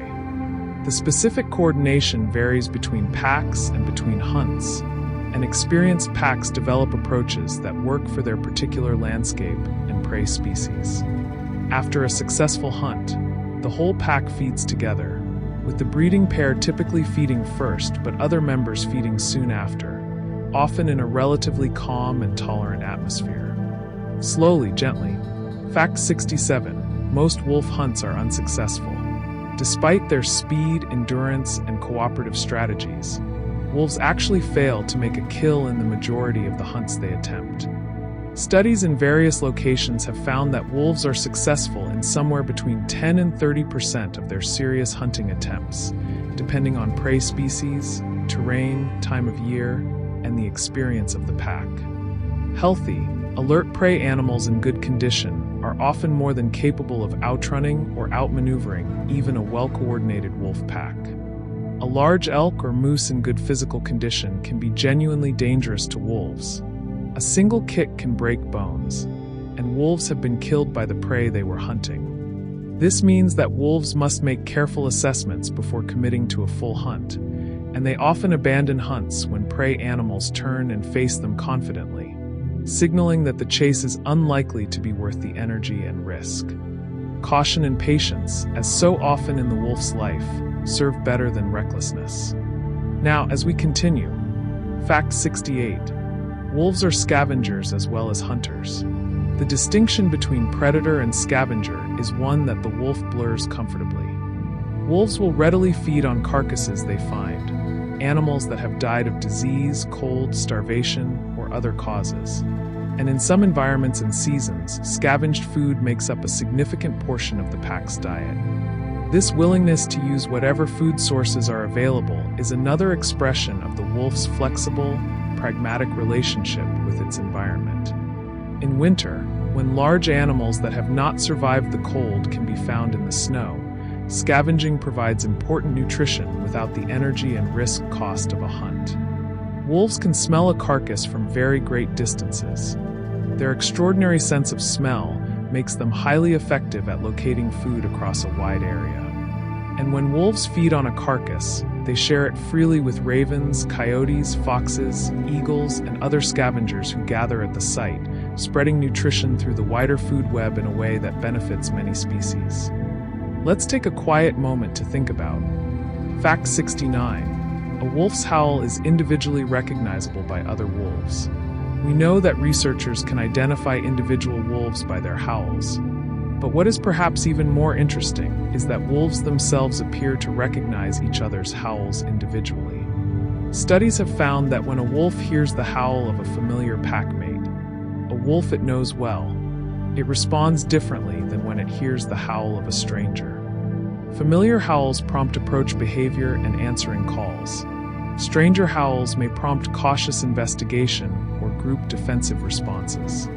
Within a pack, wolves respond with particular speed and enthusiasm to the howl of the breeding pair, suggesting that the social authority of these individuals is encoded in how other pack members respond to their specific voices.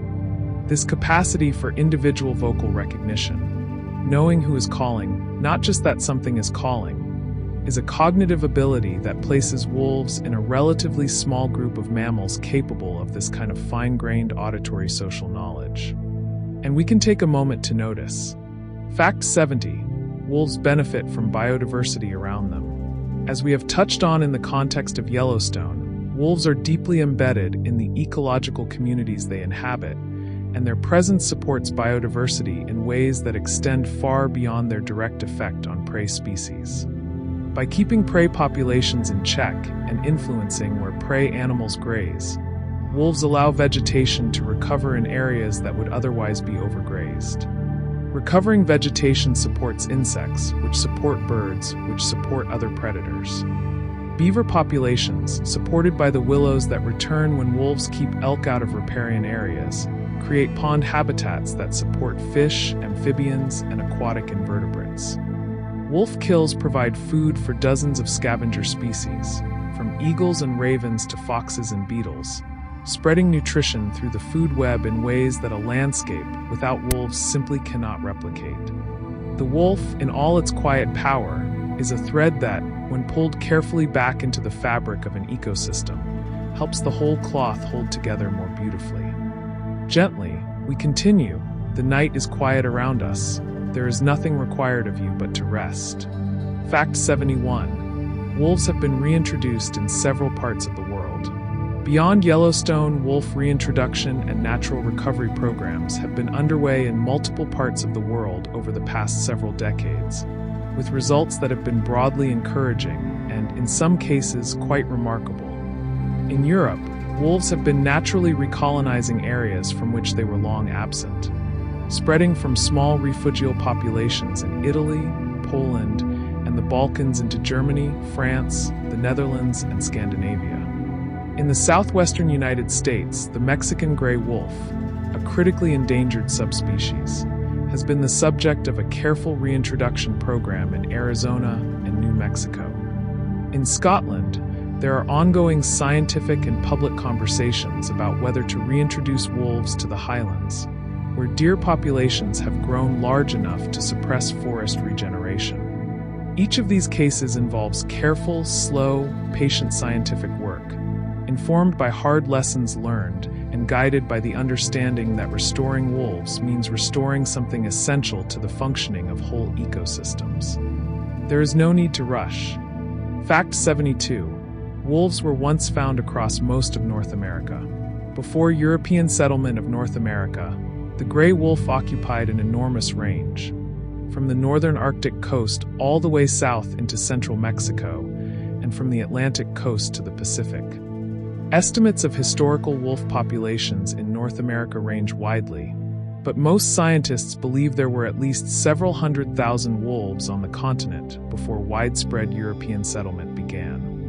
As human populations expanded westward, wolves were systematically hunted, trapped, and poisoned across most of their original range, largely out of concern for livestock and, to some extent, out of the cultural fear of wolves that settlers brought with them from Europe. By the middle of the 20th century, wolves had been eliminated from the vast majority of the continental United States and most of southern Canada.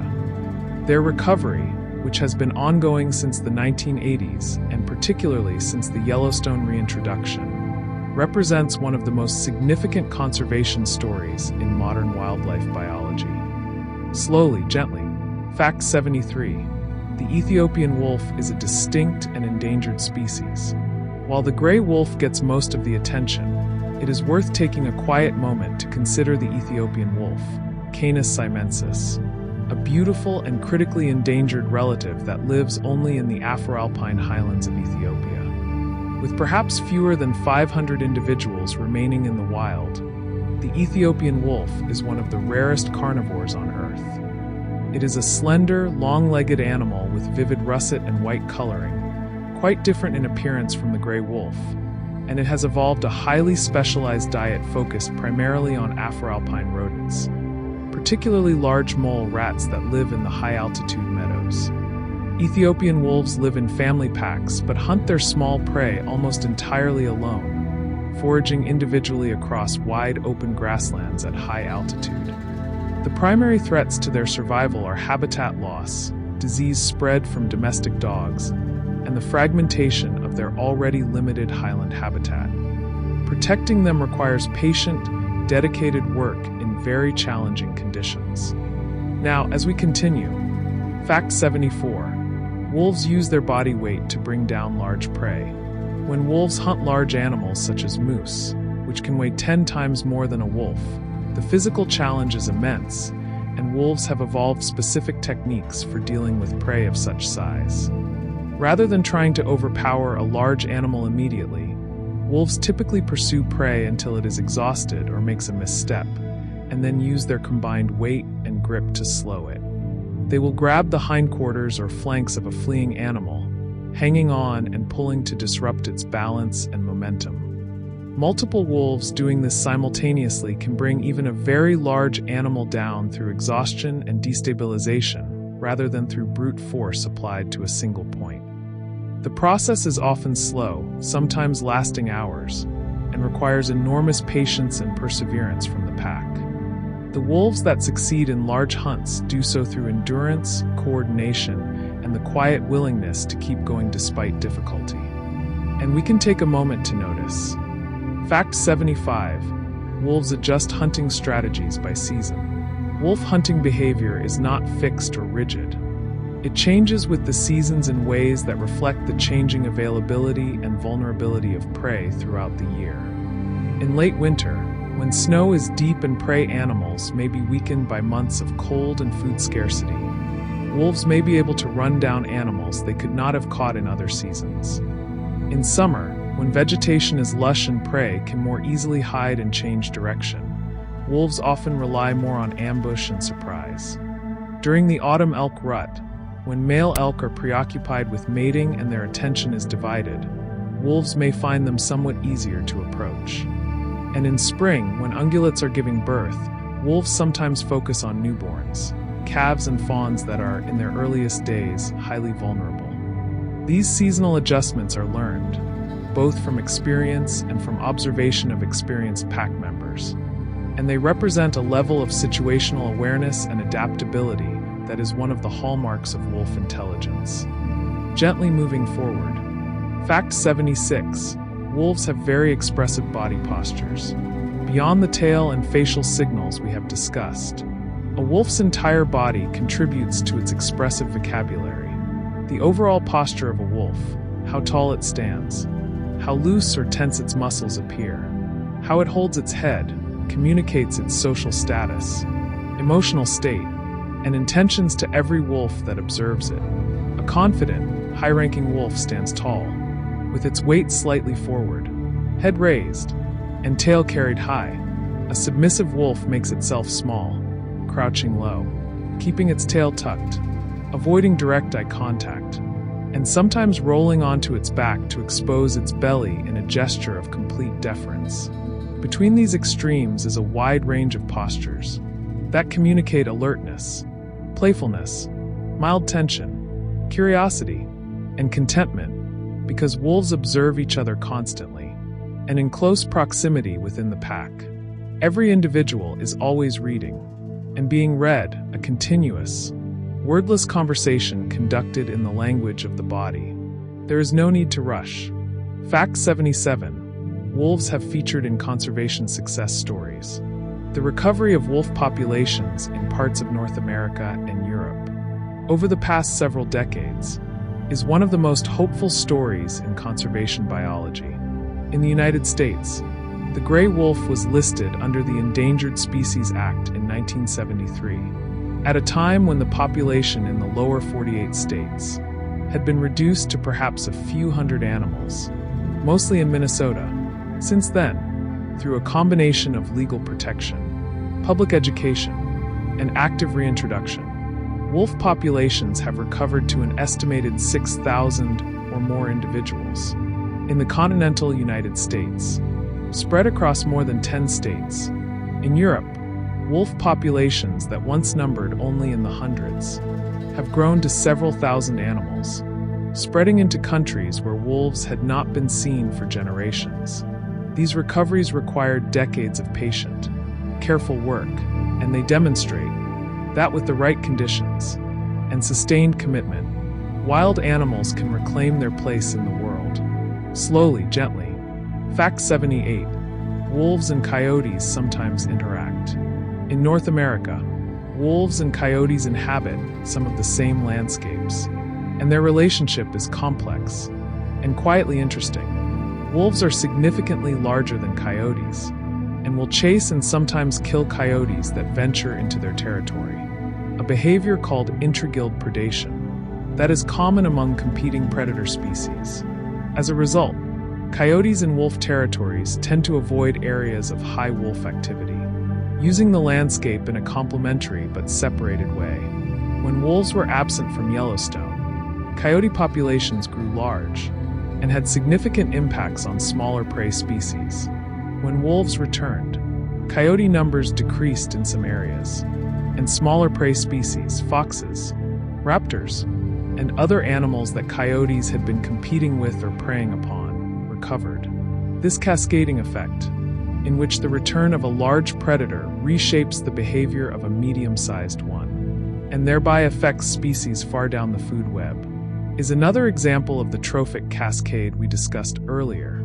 Now, as we continue, Fact 79. Wolves rarely attack livestock without provocation. The tension between wolves and livestock farming is one of the most persistent challenges in wolf conservation, and it is a genuine and understandable concern for people whose livelihoods depend on their animals.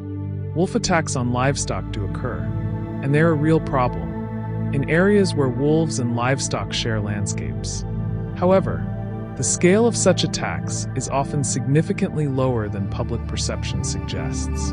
Studies in the United States have found that verified wolf depredation affects a small fraction of a percent of the total livestock population in wolf-occupied states annually.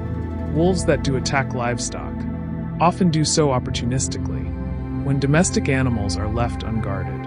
In areas where wild prey is also present, effective preventive measures, such as livestock guardian dogs, night pens, and range riders, can significantly reduce depredation rates. The challenge of coexistence between wolves and ranching communities is real, but it is also solvable. With patience, good data, and mutual respect, let's take a quiet moment to think about. Fact 80. Wolves have inspired science and conservation law.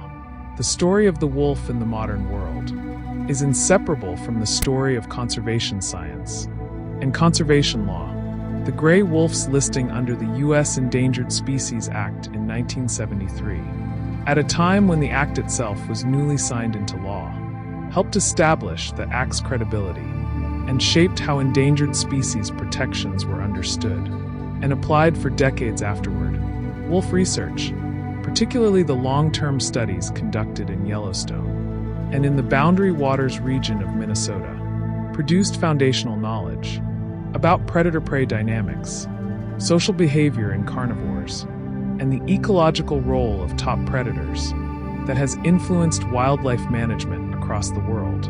The wolf, in a very real sense, has been a teacher, one that has helped humans understand, slowly, and sometimes painfully, what is lost when a keystone species is removed from an ecosystem, and what is gained when it is carefully returned. We are in the deep, quiet heart of our evening now. Let the words drift over you, like something warm and soft. Fact 81. Wolves can smell through snow.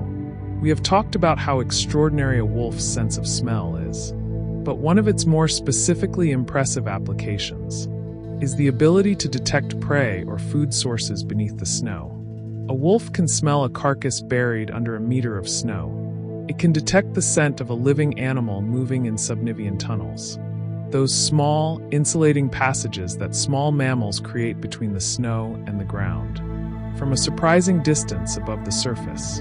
This ability allows wolves to locate food sources in winter that would be entirely undetectable to any other method of searching, and it makes them effective hunters and scavengers, even when the landscape is buried under a thick, white blanket. The mechanics of this involve not just the sheer number of scent receptors in the wolf's nose, but also the extraordinary processing power of the part of its brain devoted to olfaction, the olfactory bulb, which is proportionally much larger in wolves than in humans, allowing rapid and precise interpretation of chemical information. And we can take a moment to notice. Fact 82. Wolves have a specific submissive greeting. Among the many rituals of wolf social life, the greeting ceremony is one of the most regularly observed and most behaviorally rich. When a lower-ranking wolf approaches a higher-ranking one in greeting, it does so with a specific set of behaviors. The body is held low and slightly crouched. The tail is lowered and often wagging in small, rapid movements. The ears are flattened slightly back, and the subordinate wolf approaches at a slight angle, rather than head-on, which would be read as a challenge.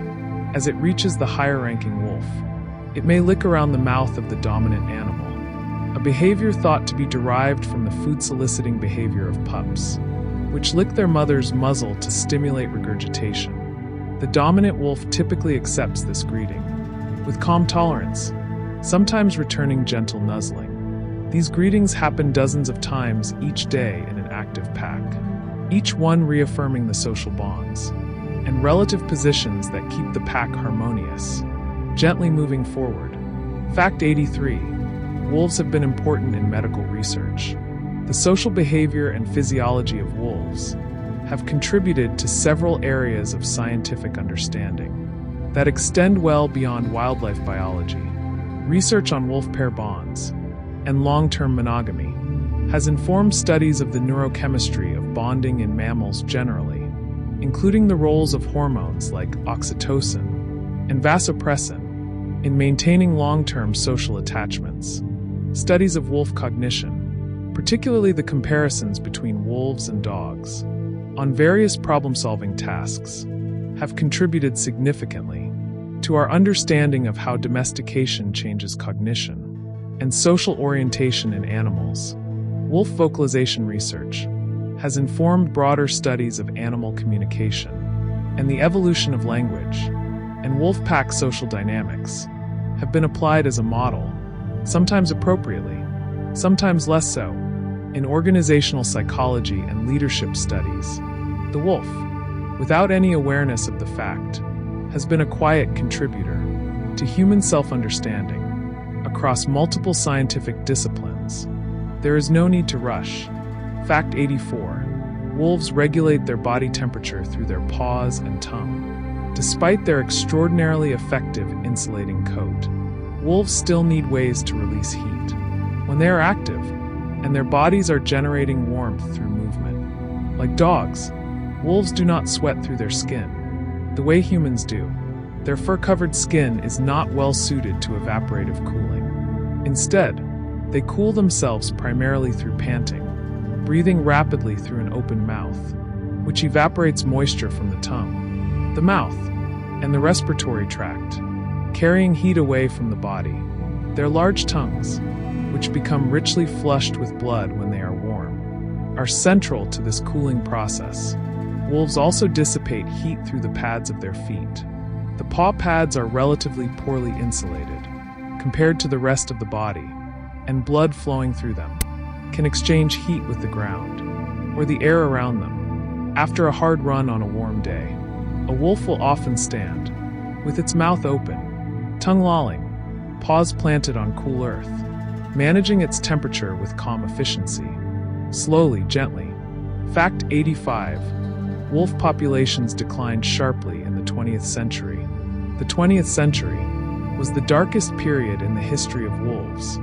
In North America and much of Europe, wolves were actively hunted, trapped, and poisoned, sometimes through government-funded programs, as part of a systematic effort to eliminate them from landscapes used for livestock grazing and farming. In the United States, federal predator control programs hired professional hunters and trappers and used poison baits spread across vast areas to eliminate wolves as rapidly as possible.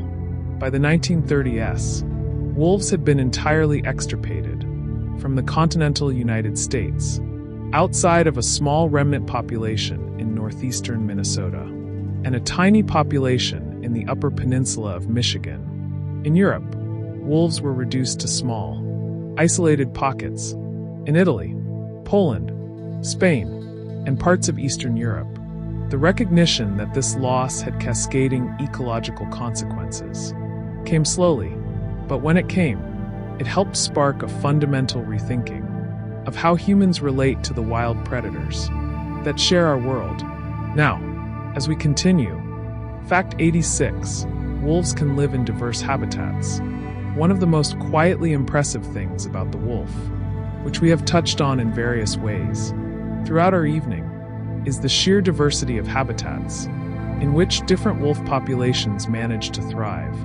Arctic tundra, boreal forest, temperate rainforest, high-altitude mountain ranges, semi-arid shrubland, Mediterranean woodland, open grassland, and even the edges of agricultural land. Wolves have demonstrated the ability to live successfully in all of these environments, adjusting their behavior, diet, and social structure to suit local conditions. The common thread that runs through all successful wolf habitats is not any particular combination of plants or temperatures. It is the presence of sufficient prey and adequate space. Given those two things, wolves have shown repeatedly that they can adapt to almost anything the world offers them. This adaptability is the foundation of their success as a species, and it is one of the reasons that, despite everything, wolves are still here, and we can take a moment to notice. Fact 87. Wolf pups begin howling at around 3 weeks. One of the more endearing milestones in a wolf pup's development is the onset of howling. Wolf pups begin attempting to howl at around 3 to 4 weeks of age, before their vision is fully developed, and while they are still spending most of their time inside the den. Early pup howls are not particularly impressive. They're wobbly, high-pitched, and short, more of a wavering wail than the rich, resonant sound of an adult, but the instinct to howl is clearly present from very early in life, suggesting that it is deeply innate, rather than entirely learned. As pups grow, and their vocal cords and control develop, their howls gradually lengthen, deepen, and gain stability. By the time a young wolf is a few months old, its howl is already recognizably wolf-like, and by 1 year of age, it has the full, mature quality that carries across the wide spaces of the wilderness. Hearing pups howl for the first time is, by all accounts, an exquisitely charming experience. Gently moving forward. Fact 88. Wolves move their pups when the den feels unsafe. After the first month or so, a wolf mother will often move her growing pups from the birth den to what is called a rendezvous site, a more open area within the territory. Where the pack gathers, the pups can explore more freely, and the whole pack can interact with the young wolves more easily. This move is made when the pups are mobile enough to make short journeys on their own legs, though the mother may still carry the very smallest pups in her mouth. For parts of the journey, rendezvous sites are typically chosen for their safety, open sight lines, proximity to water, and the presence of comfortable resting areas. Open meadows, forest clearings with soft grass, or sunny hillsides. The pack returns to the rendezvous site regularly, throughout the summer, and it becomes the social hub of the pack's life. During the months when the pups are growing rapidly and learning what it means to be a wolf, it is a place of play, rest, teaching, and gentle family life. There is no need to rush. Fact 89. Wolves play with objects. Play in wolves extends beyond social play with each other. Wolves, particularly young ones, also engage in object play, manipulating and exploring inanimate objects in their environment with what appears to be genuine curiosity and enjoyment. Wolf pups will carry sticks, chase them, shake them, and use them in play with siblings. They investigate and mouth rocks, bones, and pieces of vegetation. They have been observed playing with water, splashing in streams and puddles, with evident delight. In captive wolves, the provision of novel objects, enrichment items, produces enthusiastic exploratory play that continues well into adulthood. This playful engagement with the physical world is part of how young wolves build their understanding of their environment, and it is also part of what makes wolves interesting to observe. There is a lightness and curiosity in a playing wolf that speaks to the richness of its inner life and the genuine pleasure it seems to take in its existence, slowly, gently. Fact 90. Scientists study wolves through scat and hair. Wildlife biologists have developed increasingly sophisticated, non-invasive methods for studying wolves without needing to capture or even directly observe them. DNA extracted from wolf scat, droppings found along trails, and territorial boundaries can identify individual wolves, determine their sex and genetic relatedness, reveal what they have been eating, and detect the presence of parasites or disease. Hair samples, caught on wire snags or found at bedding sites, provide similar information. Camera traps, motion-sensitive cameras, placed along wildlife travel corridors, capture images of individual wolves that can be identified by distinctive coat patterns, markings, and body characteristics. Acoustic monitoring, listening devices placed in wolf territories, can record and analyze howling patterns to identify individuals and track pack movements. These non-invasive techniques allow researchers to build detailed pictures of wolf populations, territories, and behavior without the stress and disturbance that comes with capturing and handling wild animals. Science, when it is at its best, watches with care and patience. We are drifting quietly toward the final chapter of our evening. The world is very still now. There is only this gentle voice and the quiet life of wolves. Fact 91. Wolves have been part of indigenous knowledge systems. For many indigenous peoples across the northern parts of North America, Europe, and Asia, wolves have long been understood not merely as wildlife to be managed, but as relatives, members of the broader community of living beings, with whom humans share the world. Many indigenous nations have deep cultural traditions, stories, and ceremonies that reflect a relationship of respect, kinship, and mutual dependence with wolves. The Nez Perce tribe of Idaho, for example, was a strong advocate for the reintroduction of wolves to the Yellowstone region, viewing the return of wolves as the restoration of something sacred and ecologically vital. Many Siberian and northern Eurasian peoples have traditional relationships with wolves that predate written history. These knowledge systems often contain ecological insights about wolf behavior, wolf-prey relationships, and the effects of wolves on landscapes that parallel or precede what Western science has more recently confirmed through data and experiment. And we can take a moment to notice. Fact 92. Wolves recognize individual humans. Research conducted with captive-raised wolves has found that wolves can recognize and distinguish between individual human faces, a cognitive ability that suggests they pay careful and detailed attention to the visual features of the humans they encounter. This is not entirely surprising, given the wolf's general cognitive sophistication, but it is still quietly remarkable. Wolves raised in close contact with specific human caretakers form specific bonds with those individuals and respond to their presence differently than to strangers. They track human facial expressions and appear to read emotional states from faces, responding to calm, friendly expressions with greater ease and confidence than to tense or unfamiliar expressions.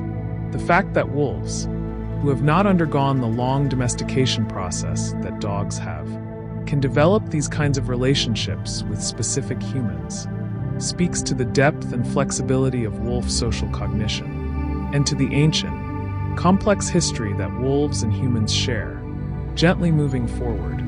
Fact 93. Some wolves have crossed international borders. Because wolves do not recognize the political boundaries that humans have drawn across the landscape, their movements sometimes take them across international borders in ways that create complex legal and policy situations.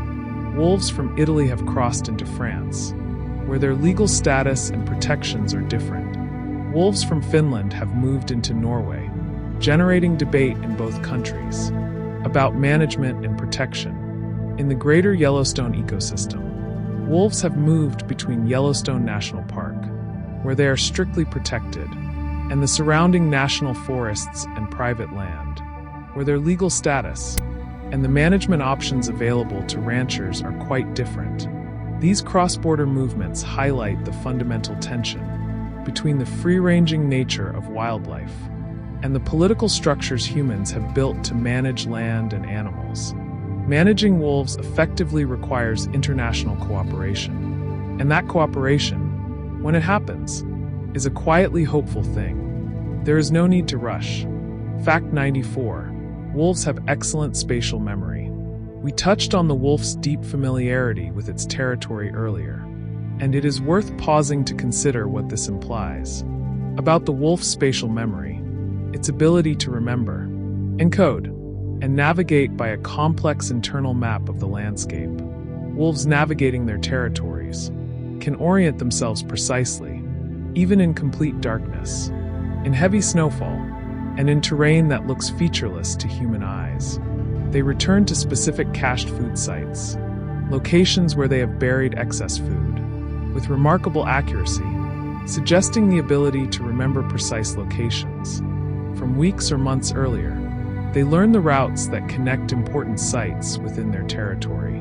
Water sources, den sites, rendezvous sites, favored hunting areas, and navigate between them efficiently, avoiding the unnecessary detours that a less informed traveler would make.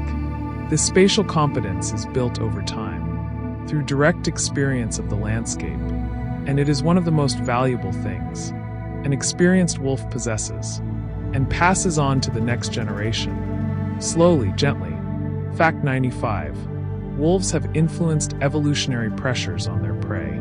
The relationship between wolves and their prey is not just a matter of population dynamics. It is also an evolutionary one, unfolding over enormous timescales. Wolves, by preferentially catching prey animals that are slower, less alert, or less physically capable, exert ongoing selection pressure on prey populations that favors faster, more watchful, and more robust individuals over thousands and millions of generations. This has made prey species like elk, caribou, and moose faster, more alert, and more evasive than they would have been without the wolf as a selective force. In turn, prey that are harder to catch have exerted selection pressure on wolves, favoring wolves that are faster, more enduring, more intelligent, and more cooperative in their hunting strategies. This mutual shaping, predator and prey making each other more capable, across geological time, is called coevolution, and it is one of the great quiet dramas of the natural world, playing out invisibly, generation by generation, in the forests and grasslands, where wolves and their prey have lived side by side. Now, as we continue, Fact 96. Wolves rest together after successful hunts. After a large and successful hunt, which may have involved hours of pursuit, enormous physical effort, and the shared work of the whole pack, Wolves typically rest together, in a loose group, near or around the site of the kill. This communal resting period can last many hours, the pack members lying in comfortable proximity to one another, digesting, sleeping, and gently grooming. The atmosphere at these resting periods is, by all accounts of researchers who have observed them, one of deep contentment and ease. The wolves are close together, warm, well-fed, and safe, and they seem to inhabit that state with simple, unconflicted pleasure. Sometimes pack members engage in gentle play, even in this period of rest. A pup climbing over a sleeping adult, a pair of siblings exchanging soft muzzle pushes. And then, one by one, or all at once, they settle, and the pack sleeps, their breathing slow and steady, their bodies rising and falling together, in the quiet of the wild, and we can take a moment to rest in that image for a little while. Fact 97. Wolves show individual personality differences.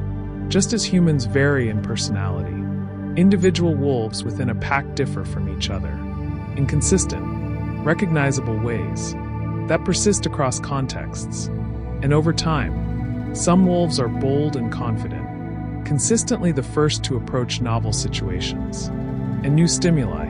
Others are more cautious and measured, hanging back to assess before engaging. Some are particularly sociable and invest heavily in maintaining relationships with pack mates. Others are more self-contained. Some are energetic and play-motivated. Others are calmer and more reserved. These individual personality differences have real effects on the wolf's role within the pack and on its life outcomes. Bolder wolves are sometimes more successful at dispersal. More sociable wolves may form stronger alliances that benefit them in social competition. More cautious wolves may avoid risks that injure bolder companions. Recognizing these individual differences and taking them seriously has been an important development in how scientists understand the inner lives of animals. Gently moving forward. Fact 98. Wolves have contributed to cultural storytelling worldwide.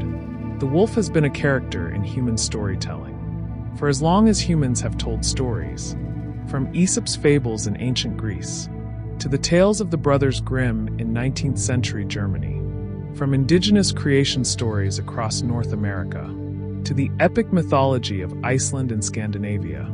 The wolf has appeared in human narrative as a symbol, a teacher, an adversary, and a companion. The stories humans tell about wolves reveal as much about human culture as they do about wolves themselves, reflecting the fears, values, and relationships with nature that shape different societies at different times.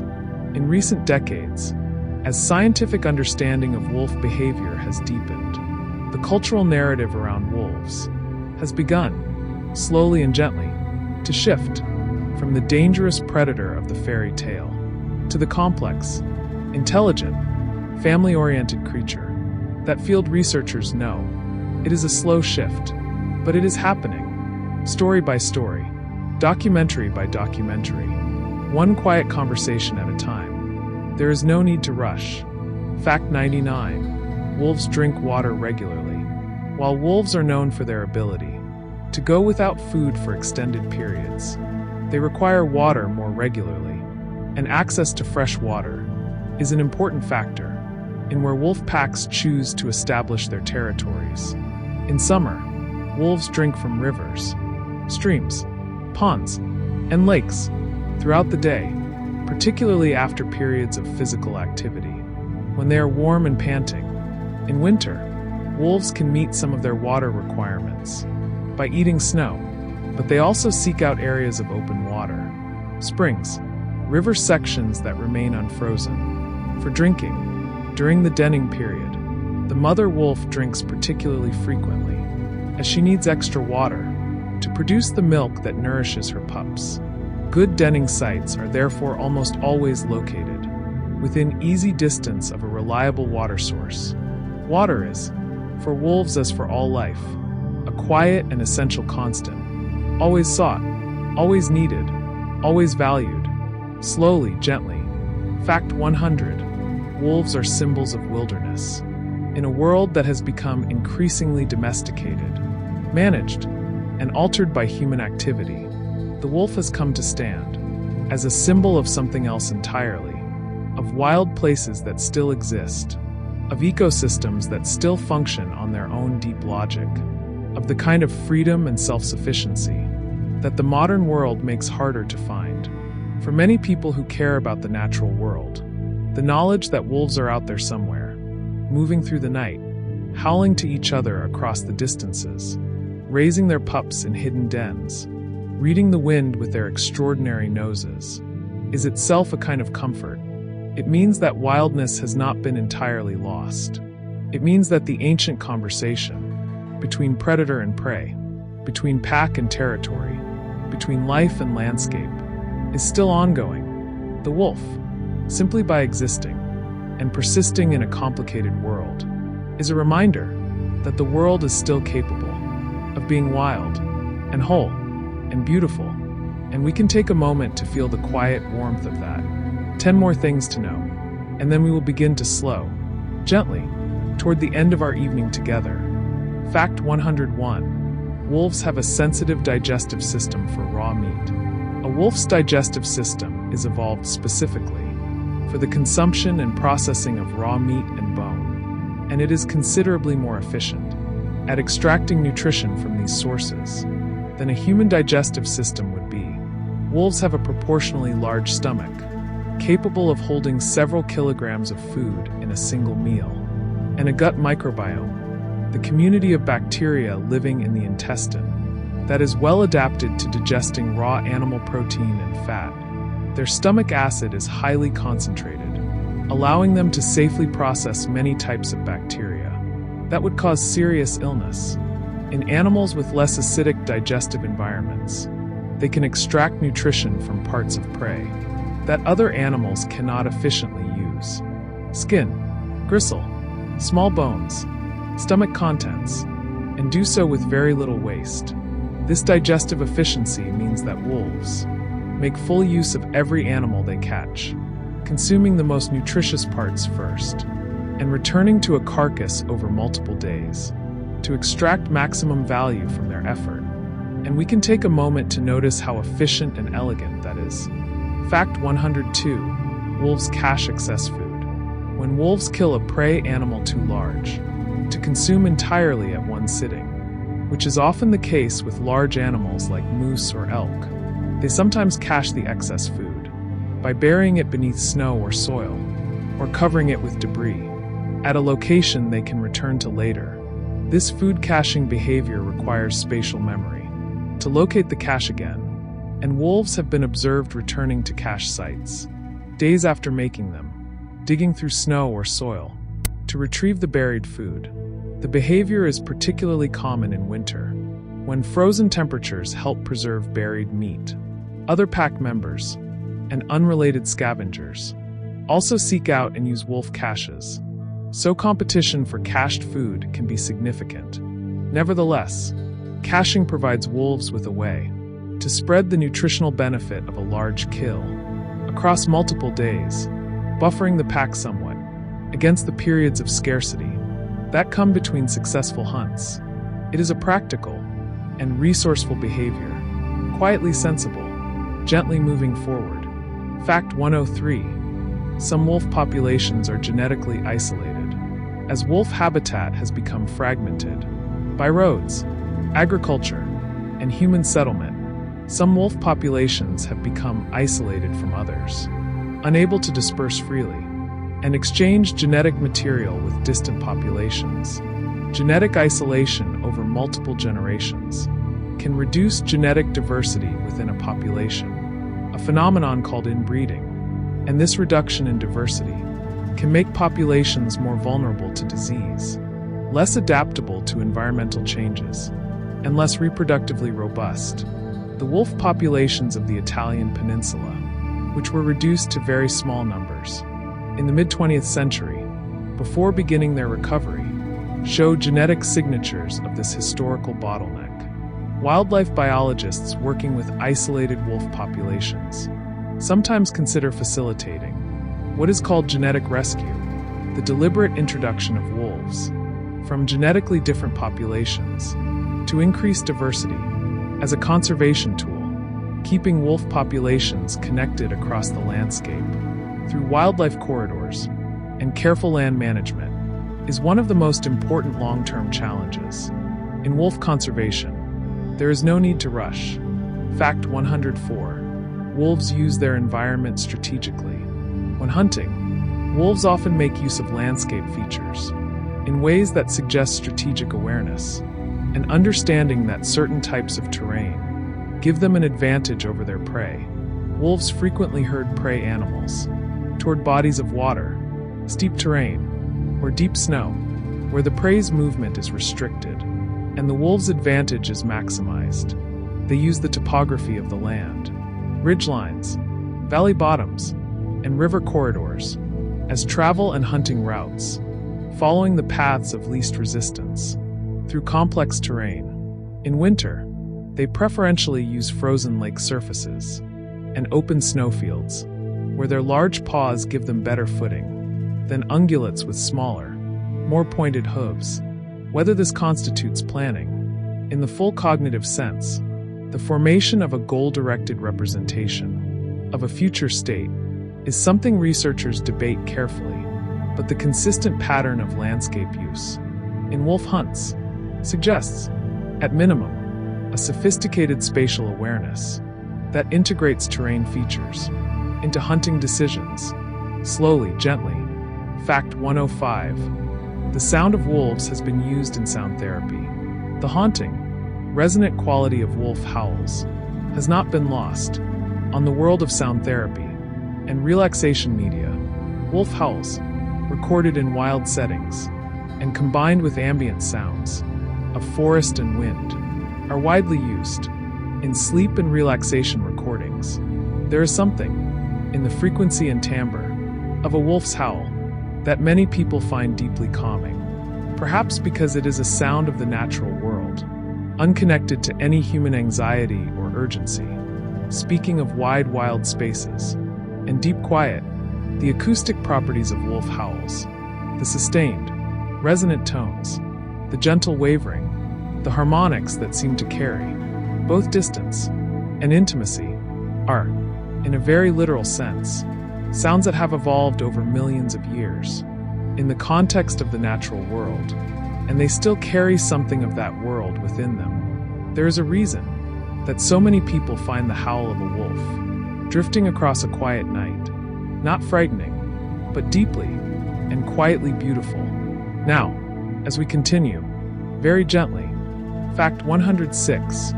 Wolves have been studied by ecologists, behaviorists, and geneticists. Wolf research today is a deeply interdisciplinary endeavor, drawing together scientists from ecology, animal behavior, genetics, physiology, and conservation biology, as well as social scientists who study human attitudes toward wolves and the policy challenges of wolf management.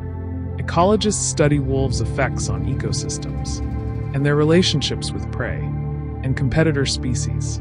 Behaviorists observe and document social interactions, communication, and cognitive abilities. Geneticists analyze DNA from scat, blood, and tissue samples to map population structure, trace dispersal routes, and identify individual animals. Physiologists study the wolf's cardiovascular, digestive, and thermoregulatory systems to understand how its body works. Together, these overlapping fields of inquiry have produced a picture of the wolf that is far richer, more nuanced, and more surprising than anything that earlier generations of scientists or the general public could have imagined. The wolf, the more closely it is studied, reveals itself to be an animal of extraordinary depth, and we can take a moment to notice how much there is still to learn. Fact 107. Wolves are important in folklore about the moon. One of the most persistent and widely shared images in world culture is that of the wolf howling at the moon, a figure so iconic that it has become almost a universal symbol of wildness and mystery. The association between wolves and the moon appears in folklore and mythology, across many cultures and continents, from Native American traditions to European medieval legends. The biological reality is a little quieter. Wolves howl at night, not because of the moon, but because they are most active in the hours of darkness and twilight, and howling carries further in the still night air than it does during the busy sounds of day. They are somewhat more active on brightly moonlit nights, which may lend some basis to the cultural association. But regardless of the biology, the image, the wolf, head raised, voice lifted, to the luminous face of the moon, speaks to something deeply human, a longing for the wild, and the vast, and the ancient, that lives somewhere, in all of us, gently moving forward. Fact 108, wolves mourn their dead. Among the behaviors that suggest wolves have a richer emotional interior than simple instinct-driven creatures would, the response of wolves to the death of a pack mate is perhaps the most quietly moving. When a wolf dies within a pack, whether from injury, illness, or external cause, other pack members show clear behavioral changes. They return repeatedly to the location where the death occurred. They may howl extensively, in what field researchers describe as having an unusually mournful or subdued quality compared to typical howling. They search the territory for the missing individual, sniffing at places the wolf frequented, and appearing confused or distressed at the absence of a familiar scent. Some wolves, particularly when they lose a mate or a very close companion, show extended periods of reduced activity, reduced appetite, and reduced social engagement. Whether these represent grief, in a philosophical sense, is a question that science cannot yet definitively answer. But the behaviors themselves are real, consistent, and deeply touching. There is no need to rush. Fact 109, wolf populations are studied through long-term research programs. Some of the most valuable insights into wolf biology and ecology have come from long-term research programs in which the same population of wolves has been studied consistently over many years or even decades.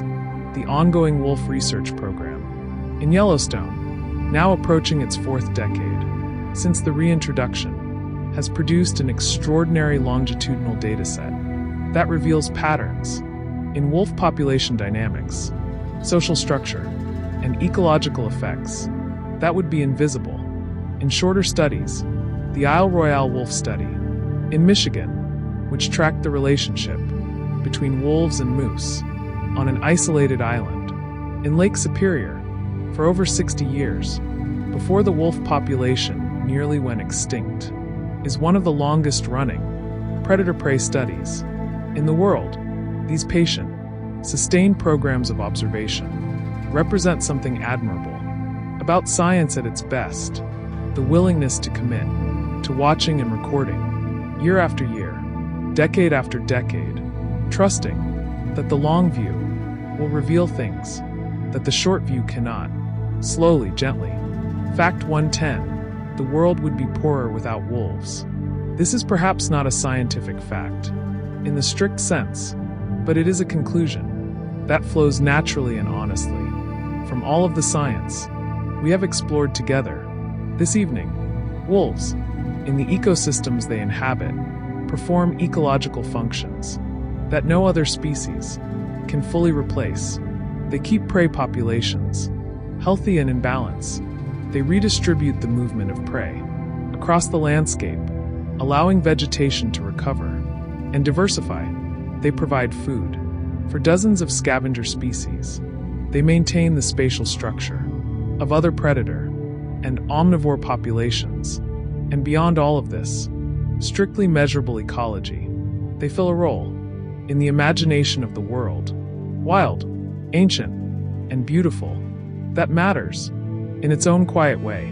The world with wolves in it is more complex, more functional, and more full of life than the world without them. And it is also, somehow, a more honest world, one that still contains the full suite of living beings that evolution produced. living together in the deep, patient balance of nature. And now, we are approaching the final, quiet moments of our journey. These last 10 things to know, drifting softly toward rest. Fact 111. Wolves have a strong instinct to return home, even when lone wolves travel far from their birth territory. During dispersal, covering hundreds or even thousands of kilometers in search of a new home, many of them demonstrate what researchers call homing behavior, a tendency to return to familiar landscapes, even after extended absences. Some dispersing wolves, after months of traveling through unfamiliar territory, will turn around and make their way back toward the landscape where they were born. The mechanisms by which wolves navigate over such large distances are still not fully understood, but researchers believe they use a combination of spatial memory, scent landmarks, the position of the sun, and possibly magnetic field detection, a sense found in many migratory animals, to orient themselves in space. Whether this homing tendency represents something like homesickness, a pull toward the familiar, and the beloved, is something science cannot say, but it is a behavior that suggests wolves, like so many of us, feel the draw of the places that shaped them, and we can take a moment to notice that feeling. Fact 112. Wolves are generalist predators. While wolves are best known for hunting large ungulates, hoofed animals like elk, deer, caribou, and moose, they are in fact flexible and generalist predators that can take a wide variety of prey, depending on what is available in their particular environment. In addition to large ungulates and the small mammals we have discussed, wolves eat birds and their eggs, fish, frogs, insects, berries, and other plant material. In coastal environments, they eat marine prey. In agricultural landscapes, they occasionally take livestock or raid garbage sites for human food waste. This dietary flexibility, the ability to shift between prey types as availability changes across seasons and years, is one of the most important factors in the wolf's ability to persist across such a wide range of environments. A specialist predator, dependent on a single prey species, is vulnerable to any decline in that species. A generalist like the wolf can adapt, shifting its focus quietly and effectively to whatever the landscape currently offers, gently moving forward. Fact 113. Wolves have strong bonds with specific landscapes. Throughout this evening, we have touched repeatedly on the wolf's deep relationship with place, the way they learn their territory in intimate detail, the way they return to familiar locations across seasons and years, the way their accumulated knowledge of a landscape is one of the most valuable things they possess. There is something in this spatial loyalty that feels, from a human perspective, like a kind of love of place, a rootedness and belonging that comes from deep familiarity. Research has confirmed that wolves are highly selective about where they establish territories and dens, and that these choices reflect accumulated experience and knowledge rather than random opportunity. A wolf pack that has held a particular territory for several years has a relationship with that landscape that is irreplaceable, a knowledge of where the deer bed in winter, where the river runs shallow enough to cross, where the hillside provides shelter from north wind, and this knowledge, embedded in the pack's experienced members, is one of the pack's greatest resources. There is no need to rush. Fact 114. The relationship between wolves and humans is evolving. For most of the past several centuries, the relationship between wolves and humans in the Western world was defined by fear and conflict. Wolves were something to be eliminated, controlled, pushed out of human-dominated landscapes. But that relationship is, slowly, and not without difficulty, changing. Conservation successes scientific discoveries, and cultural shifts have combined to create a broader public understanding of wolves as complex, valuable, and important members of the ecosystems they inhabit. More people than at any previous point in history are actively advocating for wolves, working to create the legal protections, habitat corridors, and coexistence strategies that wolves need to continue recovering. The challenges are real and ongoing, and the conversation about how to share landscapes with wolves is often a difficult one, but the willingness to have that conversation at all, to take seriously the idea that wolves belong in the world alongside us, represents a genuine and hopeful shift in how humans think about wildness and belonging. Slowly, gently. Fact 115. Wolves prefer to avoid confrontation. We have noted, at various points throughout our evening, that wolves are, in general, conflict-avoidant animals within the pack, between packs, and in their interactions with other species, including humans. This avoidance of unnecessary confrontation is not timidity, it is wisdom built into the wolf's behavior. Over millions of years of evolution, fights are costly. They risk injury to animals that cannot afford to be injured. They expend energy that could be better used for other purposes, and they create social disruption that takes time and energy to resolve.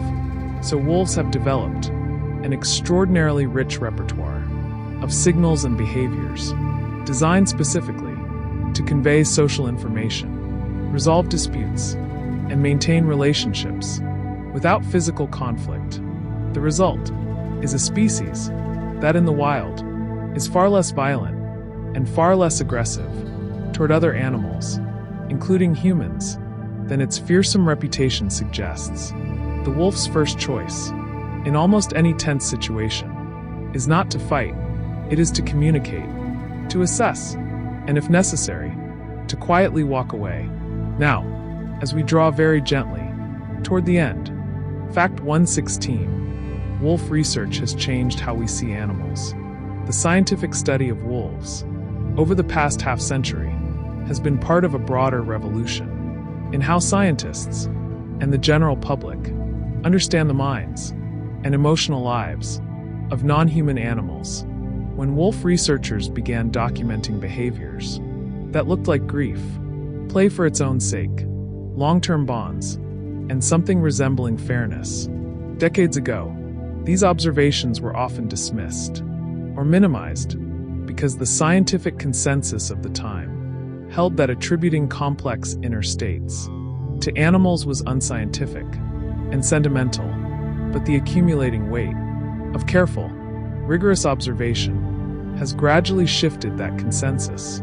Today, the idea that many animal species have rich social lives, form genuine attachments, experience something like pleasure and distress, and possess cognitive abilities that were once thought uniquely human, is mainstream science, rather than romantic speculation. The wolf, carefully studied, helped push that understanding forward, a gift to science, and in some ways, a gift to our understanding of life itself. And we can take a moment to feel the quiet significance of that. Fact 117. A single wolf can change a pack's fortunes. Within a wolf pack, certain individual animals can have an outsized effect on the whole group's well-being and success. A particularly skilled hunting female may dramatically improve the pack's access to food. An experienced breeding male who knows the territory intimately may guide the pack to prey and safety in ways that less experienced animals cannot. A subordinate wolf that is particularly skilled at socializing and maintaining group harmony may reduce the frequency of conflict within the pack, allowing everyone to live with less stress. When such individuals are lost to death, injury, or dispersal, the pack can take considerable time to recover, and its success may decline for months or years. Conversely, when a particularly capable animal joins a pack, a dispersing wolf with new experiences and knowledge, or a naturally gifted pup that grows into an exceptional adult, the whole group can benefit. Individual wolves matter in ways that ripple gently through the whole connected fabric of the pack. Gently, gently forward. Fact 118. Young wolves learn to hunt over several years. The skills required for successful participation in a wolf hunt: the speed, the coordination, the reading of prey behavior, the physical techniques for dealing with large and sometimes dangerous animals are not innate. They develop gradually over the first 2 to 3 years of a young wolf's life through a combination of observation, practice, and progressive experience. Very young pups begin to develop coordination through play, the wrestling, chasing, and mock fighting that fills their summer days. As they grow, they begin accompanying hunts, initially as observers, at the back of the pack, and gradually taking on more active roles. As their speed, strength, and understanding develop, young wolves make many mistakes in their early hunting attempts, misjudging prey behavior, arriving at the wrong angle, or tiring before the hunt is complete. But the pack is patient with these learners, and over time, with consistent experience, each young wolf finds its place and its contribution in the shared life of the hunt. There is no need to rush. We are nearly there. Fact 119. Wolves have survived mass extinctions. The ancestors of the modern wolf lived through events that ended the lineages of many other large predators, including the great extinctions that occurred at the end of the last ice age, roughly 10,000 to 15,000 years ago, when woolly mammoths, mastodons, saber-toothed cats, and American lions all disappeared, while many of these animals vanished. The wolf endured. It survived through the same qualities that define it today: adaptability, intelligence, cooperative social structure, and the capacity to shift its diet and behavior in response to a changing world. The wolf that howls tonight in the boreal forest of Canada is the living heir of a lineage that has outlasted animals far larger and, at first glance, far more formidable. There is something deeply humbling and quietly wonderful about that persistence, a thread of life stretching back through the ages, unbroken, all the way to this moment and this breath and this very quiet evening. Slowly, gently. Fact 120. The wolf is still here. And so we come to our 120th and final fact, and it is perhaps the simplest and most beautiful of them all. After everything, after millions of years of evolution, after the ice ages, after human persecution, after the slow loss of so much wild landscape, the wolf is still here, right now, as you rest and listen and let the weight of your body sink a little more deeply into wherever you are lying. There are wolves out there in the world. There are packs sleeping close together in the snowy forests of Yellowstone, their breath rising in small clouds in the cold night air. There are wolves on the tundra of northern Canada, their thick white coats barely distinguishable from the snow around them. There are wolves in the forests of Poland, in the mountains of Italy, in the highlands of Ethiopia, on the coasts of British Columbia. They're out there, breathing, sleeping, dreaming perhaps, living the same patient, family-centered, quietly extraordinary life that their ancestors have lived for 1,000,000 years. The wolf is still here, and that is enough. And so, we have come to the end of our quiet journey together. 120 things about the wolf, about the world it moves through, about the life it lives so patiently and beautifully, far from the noise and rush of our human days. Take a slow breath in and let it go. Think if you like, of a wolf somewhere right now, curled in the snow, its tail across its nose, its packmates nearby, breathing slowly, at rest. There is something very old and very calm in that image, something that has been true for 1,000,000 years and will, with care and patience, be true for 1,000,000 more. The forests are quiet tonight, the wolves are resting, and so, slowly, gently, can you let your thoughts drift, like snow falling, like breath rising, in cold air. There is nothing you need to do, nothing you need to remember, just the soft dark, and the quiet, and the distant, drifting, beautiful sound of something ancient and alive. If you're still with me, thank you. It has been a genuine pleasure to spend this evening beside you. If you enjoyed this quiet journey into the secret life of wolves, a gentle like on this video, and perhaps a soft click on subscribe if you'd like to join us again on future evenings like this one, would mean a great deal. But for now, good night, sleep well, and somewhere out there, the wolves are dreaming too.